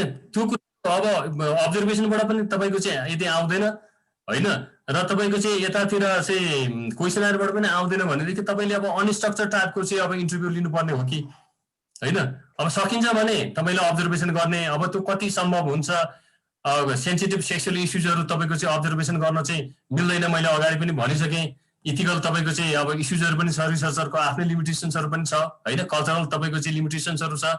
त्यसले गर्दाखेरि त्यो नआउने कुराहरूलाई हामीले अब त्यो क्वेसनरबाट पनि आएन अब्जर्भेसनबाट पनि आएन भने त्यसको विकल्प अर्को के हुने होइन। कि इन्फर्मेसन जानुपर्ने हो कि उसको छिमेकीलाई गरेर बढी सोध्नुपर्ने। अब छिमेकीले भनेको फेरि भ्यालिडिटी के हो, फेरि अर्कोसँग चाहिँ भेरिफिकेसन गर्नुपर्ने, यो डिफ्रेन्ट अवस्थाहरू आउन सक्छ, त्यो अर्को कुरा भयो। जहाँसम्म तपाईँको चाहिँ अब्जर्भेसनको डेटाहरू कसरी रेकर्ड गर्ने भन्ने कुराहरू छ। अब यसमा चाहिँ मैले अघि पनि भने एउटा चाहिँ तपाईँले आफू अब्जर्भ गरिरहेको अवस्थामा अब नोट टेकिङको एउटा प्रोबेबिलिटी के छ होइन। तपाईँ नन पार्टिसिपेटरी अब्जर्भेसन गर्दै हुनुहुन्छ भने चाहिँ अब्जर्भेसनकै अवस्थामा पनि सम अफ द नोट तपाईँले चाहिँ एउटा टिप्ने अवस्थाहरू रहन्छ। अनि फेरि तपाईँको डिस्गाइड अब्जर्भेसन होइन, तपाईँ एउटा छर्म भेषमा जानु भएको छैन भने पनि फेरि त्यहाँनिर चाहिँ टिप्नुपर्ने अवस्थाहरू हुन्छ। तर अब पार्टिसिपेटिभ अब्जर्भेसन हो, तपाईँको एकदमै कल्चरमा होइन त्यो सेरेमोनिजमा तपाईँको सहभागिता एकदमै भइरहेछ भने त्यतिखेर नोट टेकिङ गर्न पनि गाह्रो होला। त्यस्तो अवस्थामा फेरि फिल्डबाट फर्केर आइसकेपछि घरमा आएर सम्झेर लेख्नुपर्ने अवस्थाहरू पनि हुन्छ। र अर्को चाहिँ अब तपाईँको त्यो तपाईँले के अब्जर्भ गरिराख्नु भएको छ होइन, त्यसमा पनि भर पर्छ कि। अनि त्यो कल्चरले, त्यो कम्युनिटीको कल्चरले तपाईँलाई त्यो क्याप्चर गर्ने एउटा चाहिँ अनुमति दिन्छ कि दिँदैन। अब भिडियो खिच्ने अनुमति दिन्छ भने जस्तो बिहेको कुरा भिडियो खिच्दै भइहाल्यो, तर मृत्यु संस्कारको कुरामा भिडियो खिच्न दिँदैन भनेदेखि तपाईँले अब त्यो भिडियो रेकर्डिङ गर्न पाउनु भएन होइन। त्यति बेला अब नोट टेकिङको कुराहरू भयो, तपाईँसँग डायरी सधैँ हुनु पर्यो होइन, के अरे कलम सधैँ हुनु पर्यो। अब त्यो चाहिँ एउटा अवस्थामा सिचुएसनलाई ह्यान्डल गर्ने।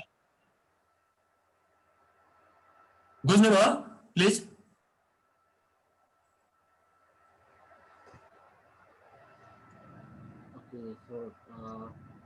हामीसँग अरू क्वेसन्सहरू केही छ जस्तो लागेको छैन।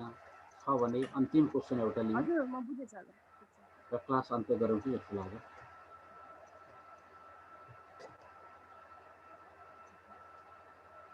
अब यो एकजना साथीले यो ऱ्यान्डम स्याम्पलिङ सिस्टमेटिक टेक्निक भन्नुभएको छ। प्लिज अब यो स्याम्पलिङतिर छिर्यो भने फेरि I think it takes long time होइन।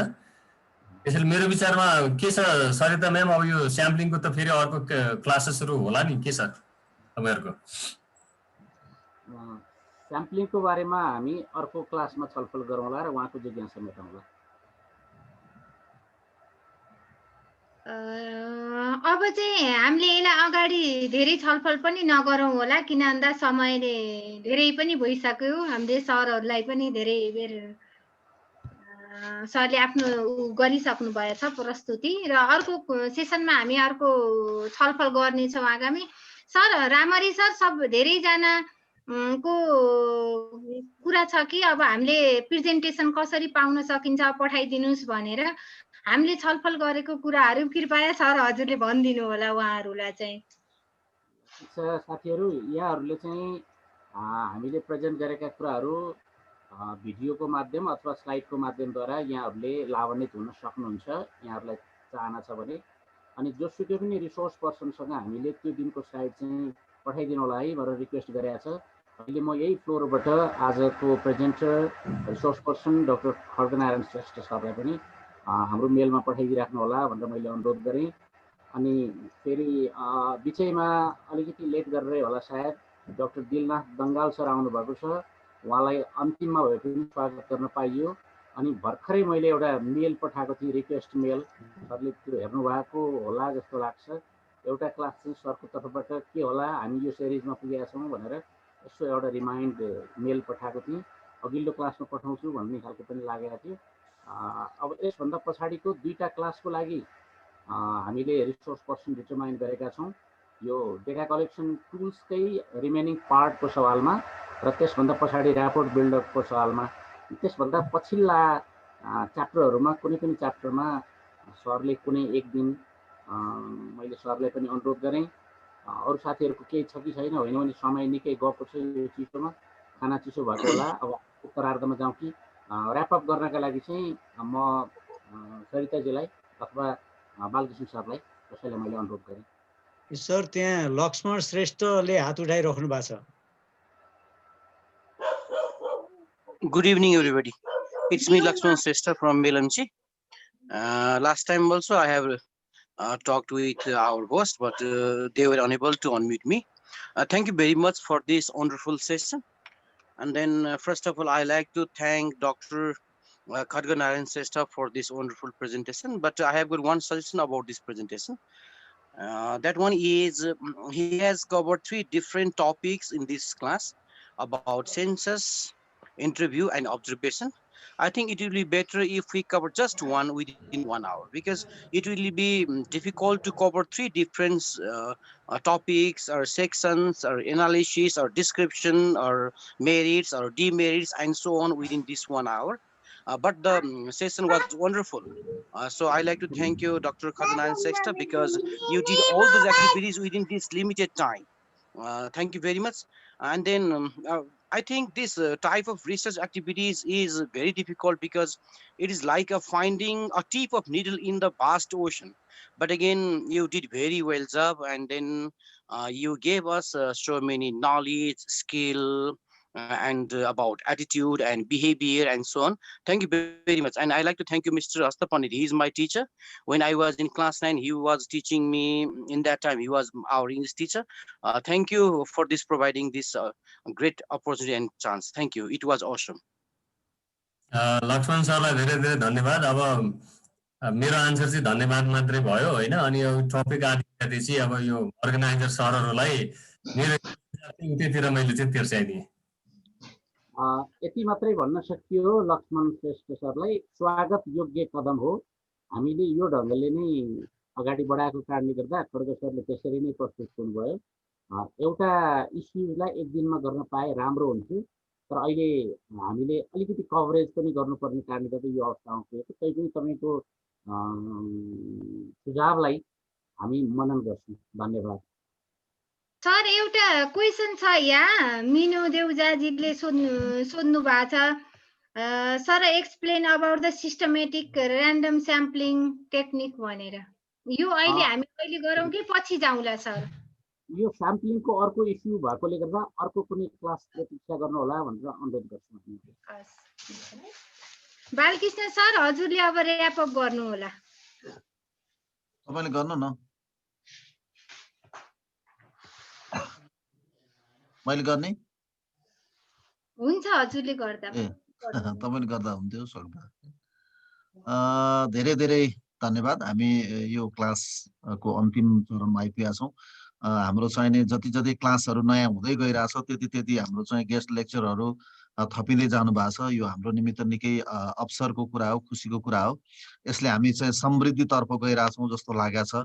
हामीले 3-4 जना साथीहरू मात्रै हुनुहुन्थ्यो, अब हामीलाई चाहिँ यो कसरी कन्टिन्यू गर्ने होला भन्ने पनि लागिरहेको थियो। यो काम सुरुवात गरेपछि चाहिँ नयाँ नयाँ चाहिँ सहयात्रीहरू चाहिँ यात्रामा सामेल हुँदै जानु हुँदो रहेछ। यो हामीलाई चाहिँ सिकाइ पनि भएको छ। यसले चाहिँ एकदमै हाम्रो क्लासहरूलाई युनिक पनि बनाइरहेछ, इन्ट्रेस्टिङ पनि बनाइरहेछ। हामी धेरैतिरका जोडिरहेछौँ। भोलिका सम्भावनाहरूको निमित्त पनि यो चाहिँ थप सम्भावनाको एउटा सङ्केत हो जस्तो लाग्छ। त्यसो भएर म खरनारायण श्रेष्ठ सरलाई फेरि एकपटक एकदमै सबै सहभागीको तर्फबाट, हामी आयोजकको तर्फबाट, जुगल चौतारीको तर्फबाट पनि धेरै धेरै धन्यवाद व्यक्त गर्न चाहन्छौँ।